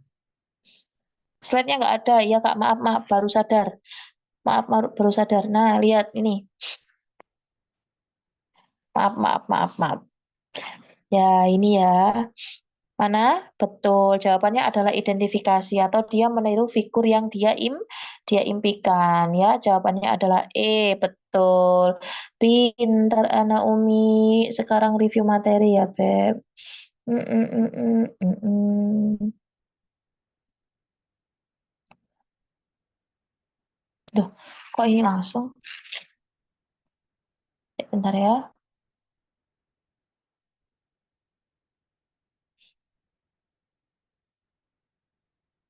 Review materi keperawatan jiwa. Halusinasi. Halusinasi itu apa sih? Merupakan persepsi atau tanggapan dari panca indera tanpa adanya rangsangan atau stimulus eksternal. Halusinasi itu ini faktor predisposisinya, ini presipitasinya nggak muncul di soal. Ini cuma nice to know aja. Nanti baca sendiri ya. Kemudian jenis-jenis halusinasi, ada pendengaran, penglihatan, penghidu, pengecapan, perabaan. Kalau pendengaran itu gampang, pokoknya dia mendengar sesuatu atau misal dia seolah-olah memiringkan kepalanya dan telinganya untuk mendengar sesuatu, atau kalau misal dia ketakutan biasanya ditutup telinganya biar nggak dengar suara-suara yang ada. Kemudian halusinasi penglihatan itu biasanya nunjuk-nunjuk, kemudian dia mengatakan melihat bayangan, itu halusinasi penglihatan. Kalau halusinasi penghidu, dia seolah-olah kayak membau sesuatu, gitu ya, kayak mencium, bau ini ya di sini ya, padahal nggak ada. Kemudian halusinasi pengecapan, dia itu biasanya sering ludah, muntah juga, kayak dia merasa ada hal-hal yang aneh di dalam mulutnya, itu halusinasi pengecapan. Kalau halusinasi perabaan itu dia biasanya merasa kayak ada yang berjalan di atas kulitnya dia ya, kayak ada yang jalan-jalan di atas tubuh kita, itu namanya halusinasi perabaan, padahal enggak ada. Nah, tahapan atau fase halusinasi itu ada tahap 1, 2, 3, 4. Tahap 1 itu bersifat menenangkan, di mana masih muncul kecemasan sedang dan orang yang mengalami halusinasi itu masih suka dengan halusinasinya kalau di tahap 1. Kalau yang halusinasi tahap 2 biasanya dia ada sudah mulai rasa nggak suka sama halusinasi yang muncul tapi belum maksimal. Kemudian tahap 3 itu halusinasinya bersifat mengendalikan perilaku pasien, sehingga dia itu sudah mulai terputus dengan realita yang ada. Nah, kalau halusinasi kinestetik itu ada kinestetik, aku baru dengar Kak. Nanti coba tak cari ya Kak yo. Baru dengar aku. Apa perabaan ta? Kak yo, kinestetik itu bukan perabaan. Nanti tak cari ya Kak Andri yo. Kemudian tahap 4, halusinasi pada saat ini sudah sangat menaklukkan dan tingkat ansietas berada pada tingkat panik. Jadi wes benar-benar terputus del ya. Ini sudah tidak ada sambungan dengan dunia nyata. Jadi dia sudah mulai masuk ke dunia halusinasinya, itu tahap 4. Nah, mekanisme coping pada pasien-pasien halusinasi itu ada regresi, menjadi malas aktivitas, proyeksi, biasanya dia itu berusaha mengalihkan atau menyalahkan seseorang, kemudian menarik diri ya. Kemudian pohon masalahnya nih biasanya dimulai dari isolasi sosial, halusinasi baru RPK atau bisa dimulai dari HDR juga bisa tergantung dari setting kasusnya. Kemudian diagnosa keperawatannya, resiko perilaku kekerasan, PD halusinasi, bisa juga halusinasi berhubungan dengan isolasi sosial. SP-nya ya, ini yang paling penting. SP1 itu mengenal atau mengidentifikasi halusinasinya, kemudian ajarkan menghardik SP1. SP2 itu minum obat, SP3 itu bercakap-cakap, SP4 baru kontrol dengan melakukan kegiatan harian. Ya, sekali lagi SP1 mengidentifikasi halusinasi plus menghardik, kedua itu minum obat, ketiga bercakap-cakap, keempat dimasukkan kegiatan harian. Kemudian ada RPK. Kak, nggak kebalik. Kebalik apa, Beb? Yang mana yang kebalik sayangku? Yang mana yang kebalik, Kak? Boleh ya, komen ya. Kemudian ada RPK. PK itu adalah sebuah tadi halusinasi. Yang mananya sayang? Yang SP-nya ta? SP-nya ini udah yang terbaru, Beb. SP-nya kebalik. Yang sebelah mana yang kebalik? Ini sudah terbaru. Soalnya aku lagi praktek di RS Jiwa, Kak. Terus yang benar gimana, Kak? Kira-kira? Ini kalau dari buku ini udah yang terbaru itu obat itu nomor 2. Memang kalau dulu obat itu terakhir. Yang kedua bukannya bercakap-cakap. Wah, ini nih, kamu yang belum update berarti. Halusinasi, RPK, ya halusinasi RPK. Yang kedua itu minum obat sayang. Minum obat sayangku ya, sudah update sayangku. Nah, setiap kita melakukan tiap SP wajib evaluasi, wajib evaluasi, Kak. Iya, SP2 sudah obat sayangku ya, sudah ganti sayang. Sudah ganti ya cinta. Iya, Nurse, kami juga obat yang terakhir. Berarti dari kampusnya belum ganti ya. Yang terbaru itu obat Mumi jangan kecepatan. Oke, sorry. Ya, obat itu nomor 2 untuk RPK dan halusinasi ya. Sudah ganti ya sayangku ya. Nanti boleh disampaikan ke dosennya. Bu, ini ada info terbaru. Ini obat nomor 2 dari buku Kemenkes. Kamu cari nanti bukunya atau minta ke Andri. Kak Andri tolong di-share buku Kemenkesnya biar disampaikan ke dosennya. Yang terbaru itu obat nomor 2 sayang ya. Itu dari perawat CI Kak. Mungkin CI-nya yang belum update ya. Gak apa-apa, namanya ilmu itu terus berkembang, Beb. Jadi harus menerima updatean yang terbaru. Kayak kemarin luka bakar tuh masih pakai Baxter yang 2 sama 4 mili. Sekarang Baxter nggak dipakai karena sudah tradisional atau usang, diganti pakai yang 3 mili sama 4 mili. Menurut Asosiasi Luka Bakar di Amerika Serikat. Nah, kayak gitu-gitu karena namanya ilmu aja berkembang ya. Kita harus mengikuti perkembangan yang ada. Dan semua bimbel itu menggunakan SP2-nya itu SP2 obat karena kita patokannya dari buku Kemenkes. Boleh nanti disampaikan ke CI-nya ya, kalau mungkin CI-nya aja kurang update. Misal kurang update, kalau misal sudah disampaikan dianya nggak mau ya wis biarin aja. RSC wis nggak apa-apa, kan yang di lapangan sama di buku tuh beda, Beb. Kamu ini mau ujian atau mau praktek? Kalau mau secara buku, ya ikutin yang SOP yang ada ya. Ujian itu patokannya buku, bukan patokan yang ada di lapangan. Oke, pegang itu dulu. Kemudian ini RPK ya. RPK itu sebuah bentuk perilaku yang bertujuan untuk melukai seseorang, baik secara fisik maupun psikologis ya.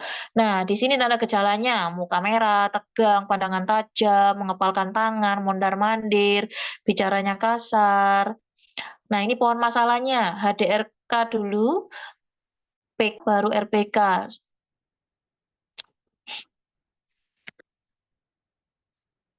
Semangat ya Devi. SP1-nya, nah ini sama, Beb. SP1-nya untuk RPK itu identifikasi penyebab marah, baru TN menghindarkan TND itu yang pertama, yang kedua minum obat, yang ketiga mengendalikan perilaku kekerasan dengan cara fisik kedua, yaitu pukul kasur dan bantal, yang keempat itu mengendalikan perilaku kekerasan secara verbal, yang kelima, loh ini yang belum tak ganti, yang kelima itu baru di secara spiritual, sih bentar tak ganti ini. Berarti obat tinggal geser ke SP2 ya Kak? Iya betul sayang.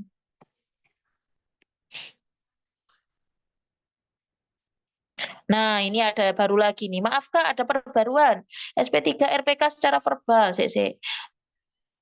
Oke, kemudian SP4 secara spiritual, SP5 mengevaluasi SP1 sampai 4.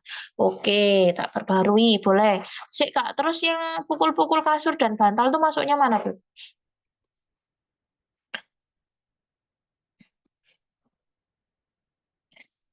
Iya, betul Umi. Masuk dari Kemenkes Umi. SP3 RPK secara verbal. Oh, berarti pukul bantal itu masuknya nomor satu. Oke, bentar Kak. Ya, makasih ya. Pukul bantal. SP2 obat. Ketiga baru verbal ya tadi ya. Ketiga itu verbal. Sik, tak balik. Anak Umi, sabar ya. Alah, iki kok gak kelem iki kayak apa. Sik yo, rek sabar. Wing. Ini X ganti ke sini. Terus oke. SP3,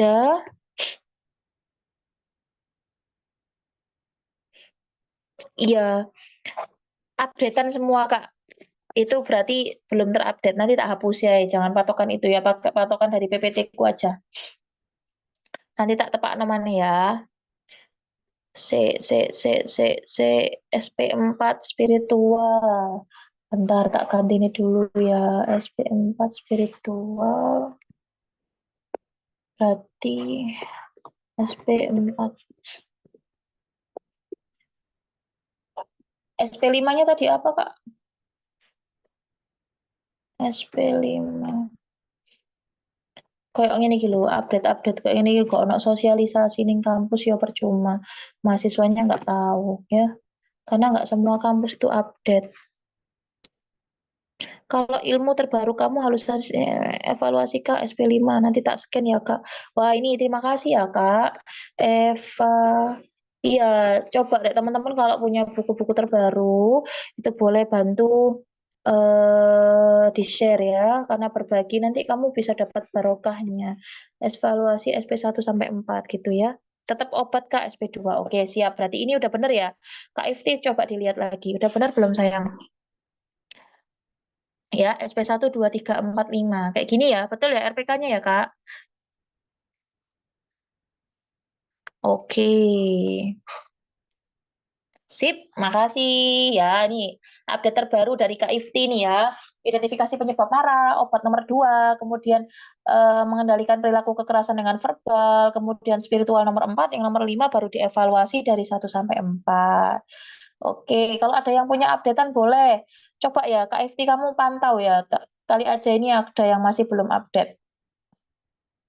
HDR ini perasaan tidak berharga, tidak berguna, dan rendah diri yang berkepanjangan akibat evaluasi negatif terhadap diri sendiri dan kemampuan diri.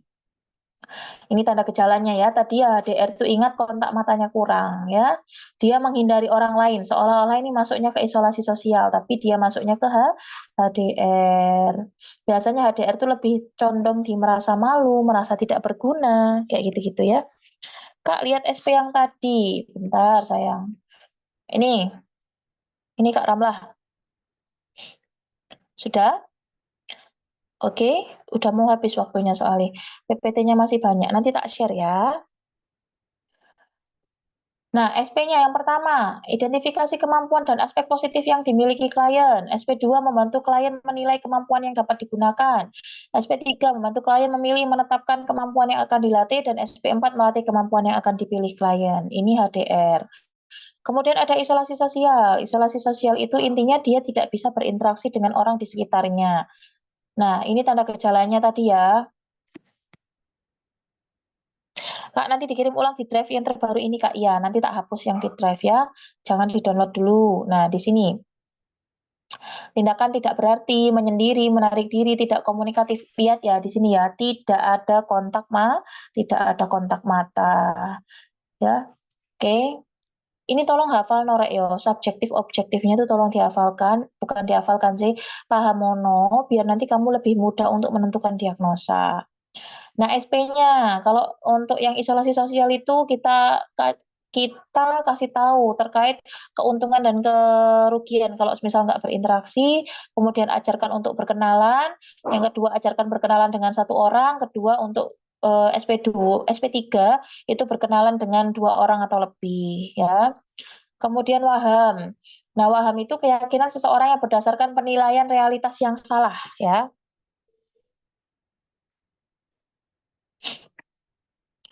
Nah, ini tanda gejalanya ya, bercuriga, musuh, percaya sama orang lain, kayak gitu-gitu.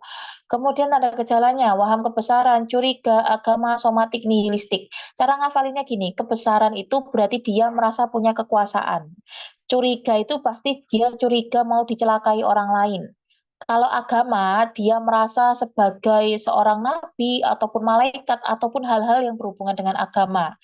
Kalau somatik, itu dia merasa sakit sesuatu padahal dia sehat. Kemudian nihilistik, itu dia merasa kayak dia itu sebenarnya sudah meninggal, tapi, hanya apa ya namanya ya, hanya jasadnya saja yang ada. Intinya dia itu sudah meninggal kalau nihilistik itu. Ini alam kubur, semua yang ada di sini adalah roh-roh. Intinya dia menganggap dirinya sudah meninggal. Nah, kemudian ada waham sisi pikir. Kalau sisi pikir itu dia merasa kalau, waduh di pikiranku ini kayaknya ada yang menyisipi pikiran orang lain, itu sisi pikir. Kalau siar pikir, itu dia merasa kalau orang tersebut itu bisa membaca pikiran kita. Ya. Kemudian kalau waham kontrol pikir, itu dia merasa kalau pikiran dia itu dikontrol oleh kekuatan lain di luar dirinya. Gitu.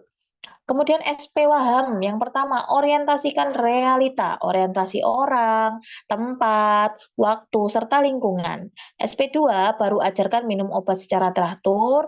SP3, melatih pemenuhan kebutuhan dasar. SP keempat, melatih kebutuhan positif yang dimiliki. Ini pohon masalahnya, ini diagnosanya.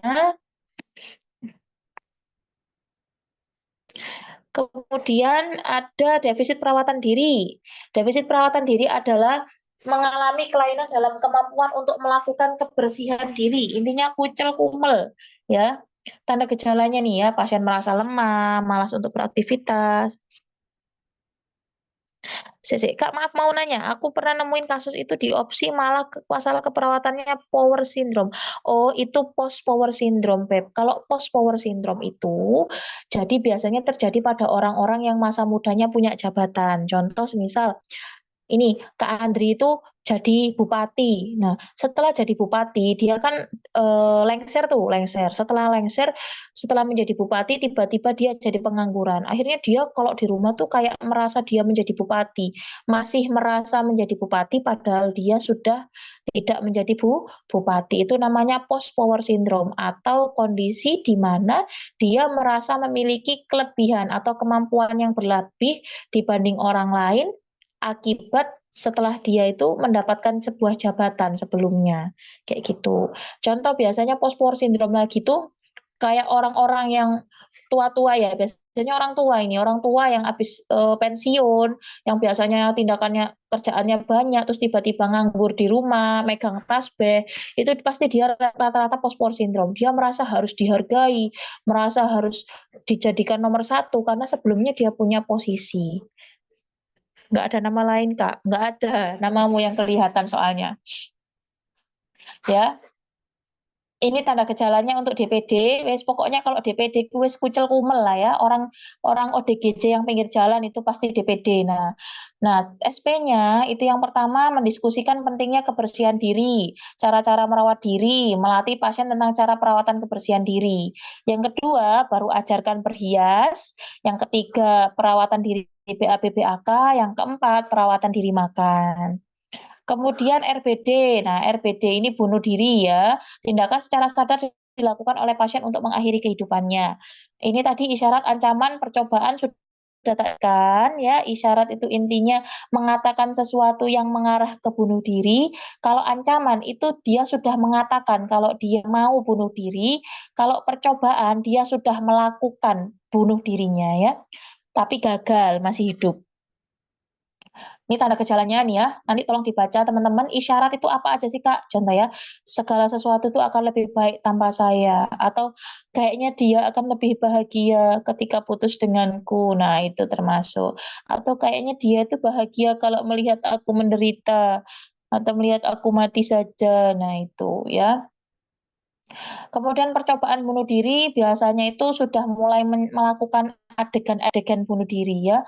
Entah itu dia berdiri di pinggir sungai, di pinggir jembatan, atau udah naik ke atap rumah, tapi dia belum sampai meninggoy. Kalau sudah meninggoy bukan sudah bunuh diri.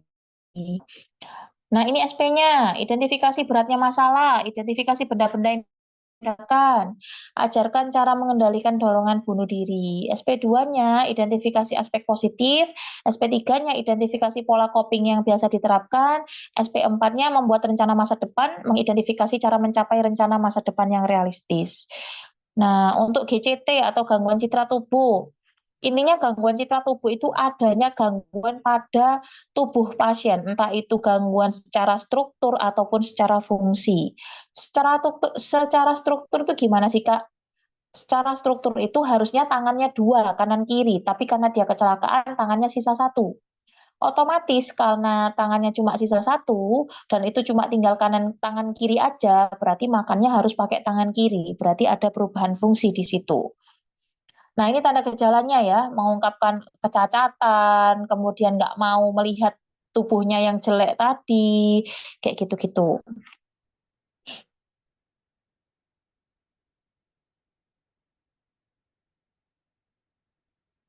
Sik, Rek, sorry. Ada, waduh, sepi ya. Iya, heeh heeh. Yang materi di drive ya, nanti tak perbarui. Ini nanti tak upload langsung habis live ya.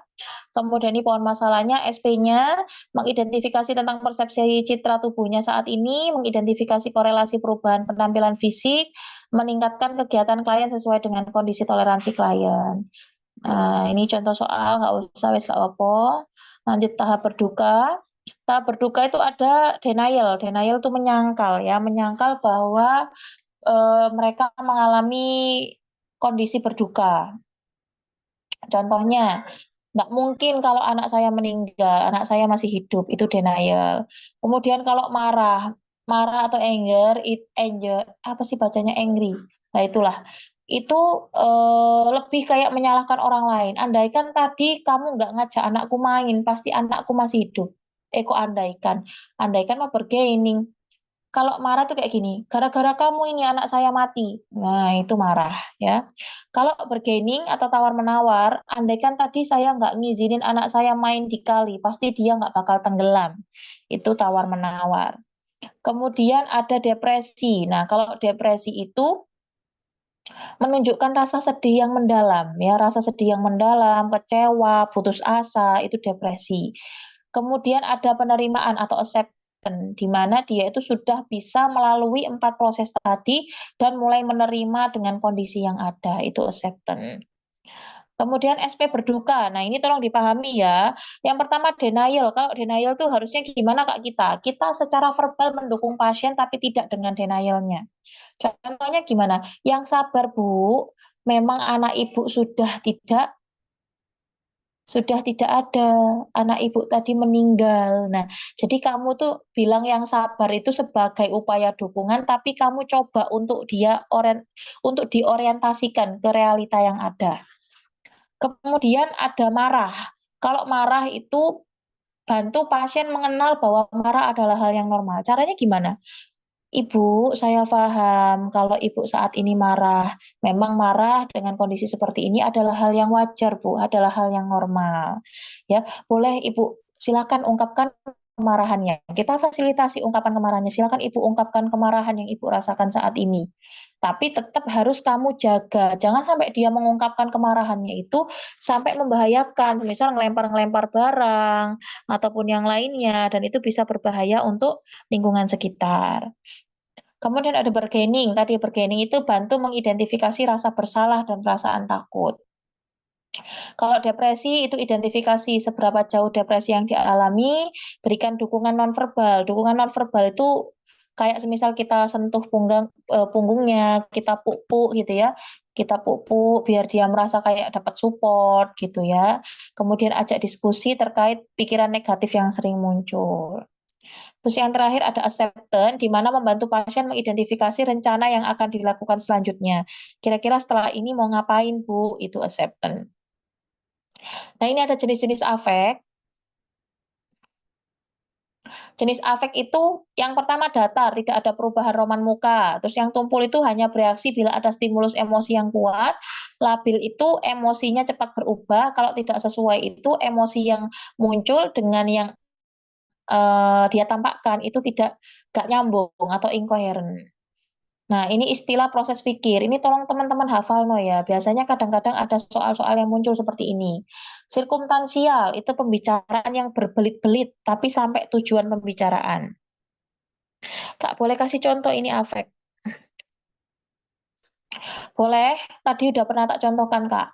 Yang datar itu semisal kamu itu cerita terkait masalahmu ke temenmu, tapi temenmu tuh responnya ya B aja, bukannya semisal ikut prihatin atau ikut sedih dengan masalahmu tuh enggak, tapi dia biasa aja atau enggak ada respon sedih dengan apa yang kamu ceritakan, itu datar. Kalau tumpul, itu dia hanya bereaksi kalau ada stimulus yang kuat. Contohnya tadi, saat kita kumpul-kumpul sama teman-teman, untuk bercandaan-bercandaan yang, receh atau yang cuma sedikit aja bercandanya, kan ada orang yang bercanda sedikit udah ketawa ngakak, tapi ada orang yang harus benar-benar itu bercandaannya lucu banget baru dia bisa bercanda. Itu masuknya termasuk afek tumpul. Kemudian kalau labil itu ya itu tiba-tiba berubah, awalnya baik, terus tiba-tiba jahat, atau tiba-tiba antagonis, terus nanti penyayang lagi, itu labil. Kalau tidak sesuai itu tadi ya, dia menceritakan kesedihannya tapi dia sambil ketawa. Jadi nggak nyambung gitu. Ini yang istilah proses pikir ya, istilah proses pikir ini juga sering muncul. Kalau sirkumstansial itu intinya dia itu berbicara berbelit-belit tapi sampai ke tujuan, itu sirkumstansial.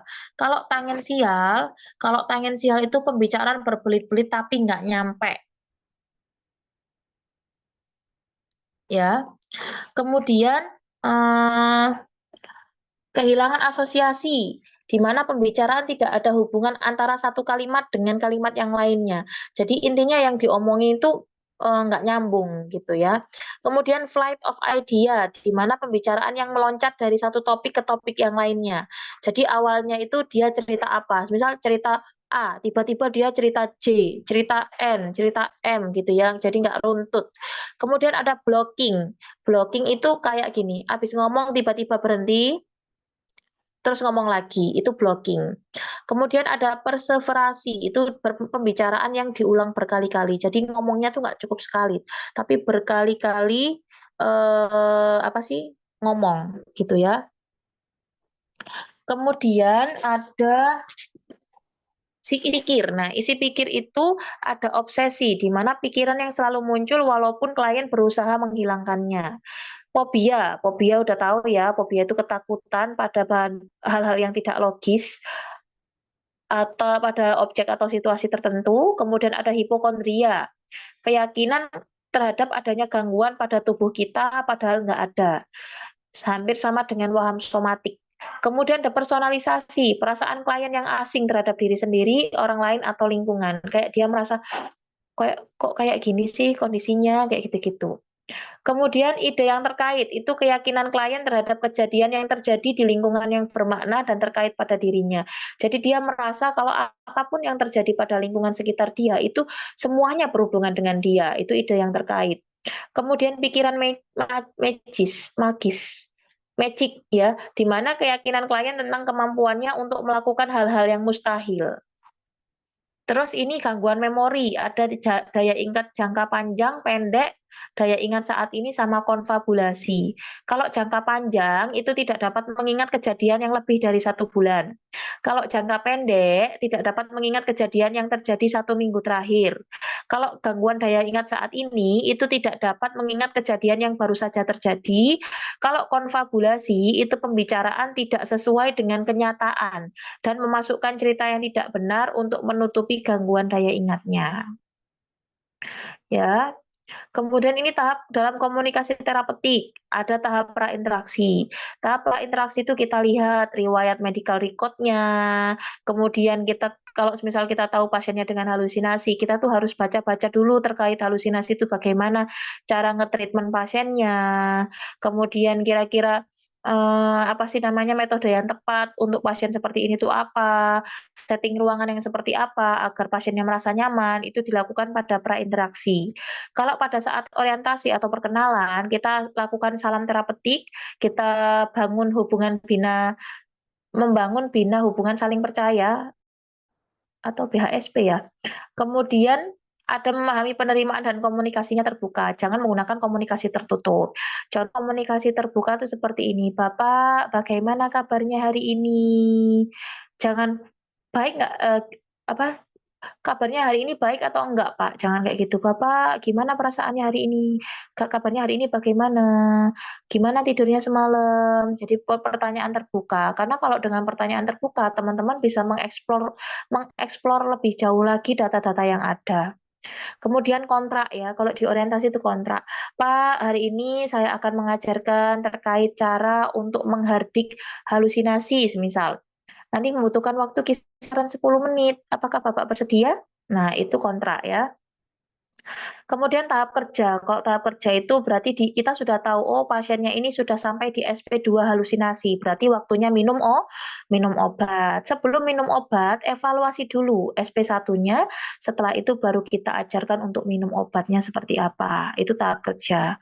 Kemudian ada tahap terminasi tadi dievaluasi lagi apa yang kita lakukan, kemudian kita rencanakan untuk tindak lanjutnya, setelah minum obat itu apa, ya kemudian dikontrak, kira-kira nanti kapan lagi nih belajarnya?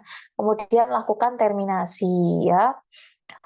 Nah, ini teknik komunikasi terapeutik tadi ya, sudah tak jelaskan tadi sebanyak itu. Nah, ini yang penting nih konsep diri. Cek tak buka materi yang di sini aja. Konsep diri ini sering keluar juga ini konsep diri. Konsep diri.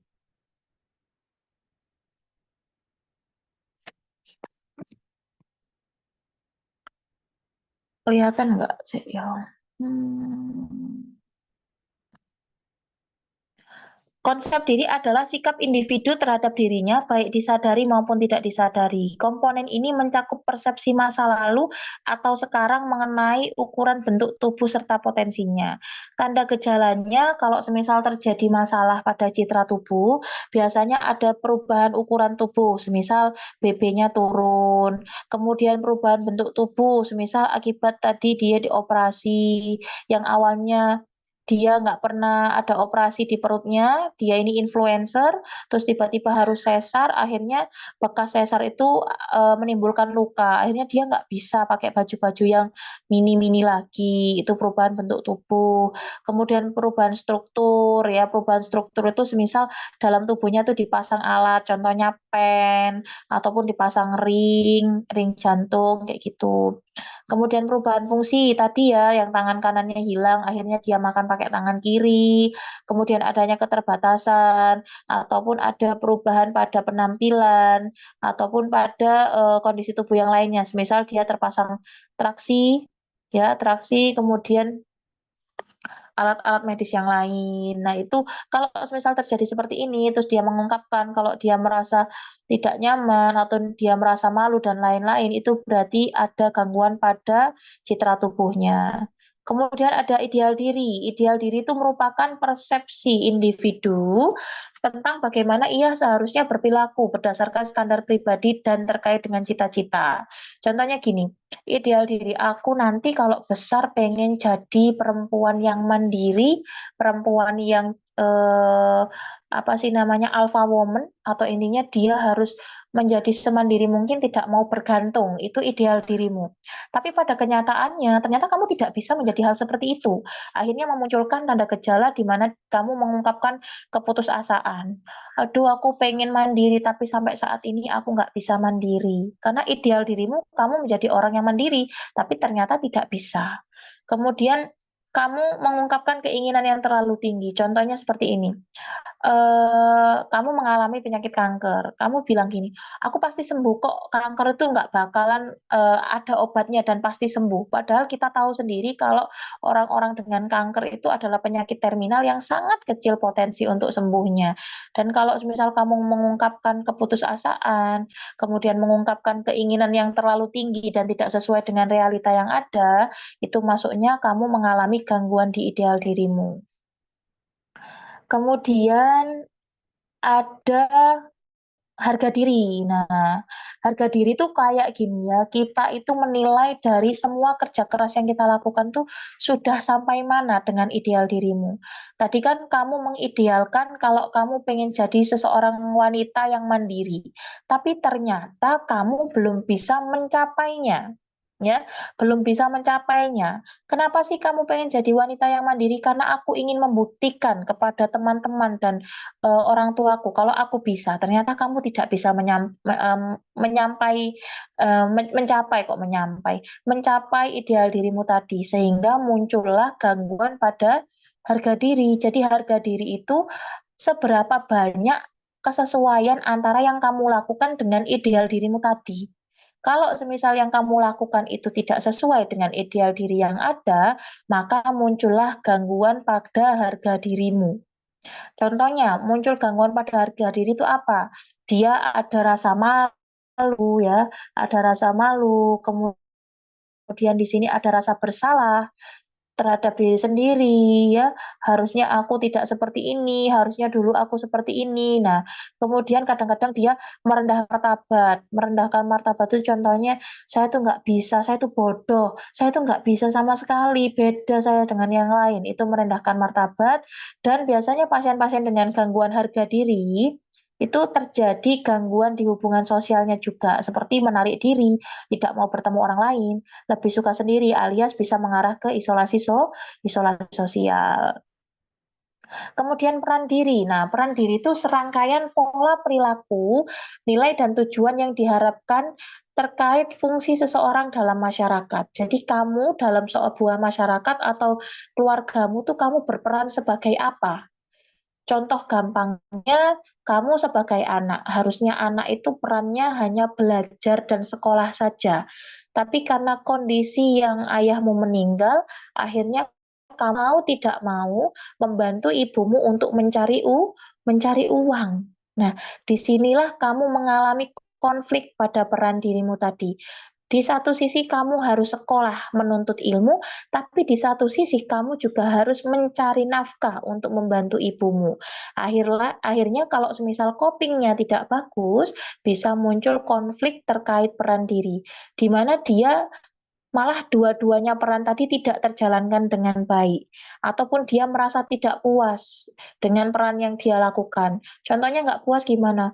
Harusnya aku tuh bisa dapat ranking 1, tapi gara-gara aku sekolahnya sambil kerja, akhirnya aku dapat ranking terakhir. Nah, itu dia merasa tidak puas dengan peran yang dijalani. Kemudian bisa saja dia merasa gagal atau mengalami kegagalan pada peran yang baru.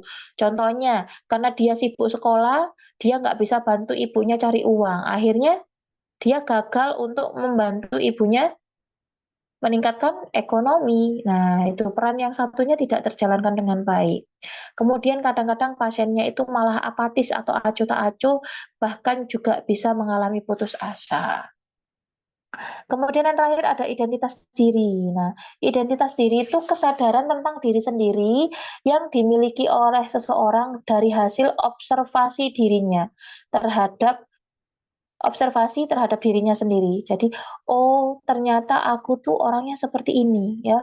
Aku orangnya harus mandiri, tapi ternyata aku tidak bisa melakukannya. Akhirnya terjadi krisis identitas diri. Akhirnya muncul rasa tidak percaya diri, muncul ketergantungan, kemudian dia ragu-ragu kalau mau melakukan sesuatu, kadang dia juga susah untuk mengambil keputusan yang ada.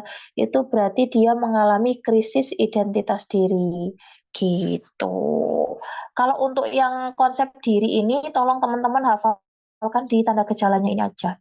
Citra tubuh itu tanda gejalanya gampang ya, pokoknya ada masalah di tubuhnya. Kalau ideal diri itu tanda gejalanya di sini ya, dia mengungkapkan keputusasaan, mengungkapkan keinginan yang terlalu tinggi, kemudian tidak sesuai dengan ideal diri yang sudah dia ciptakan.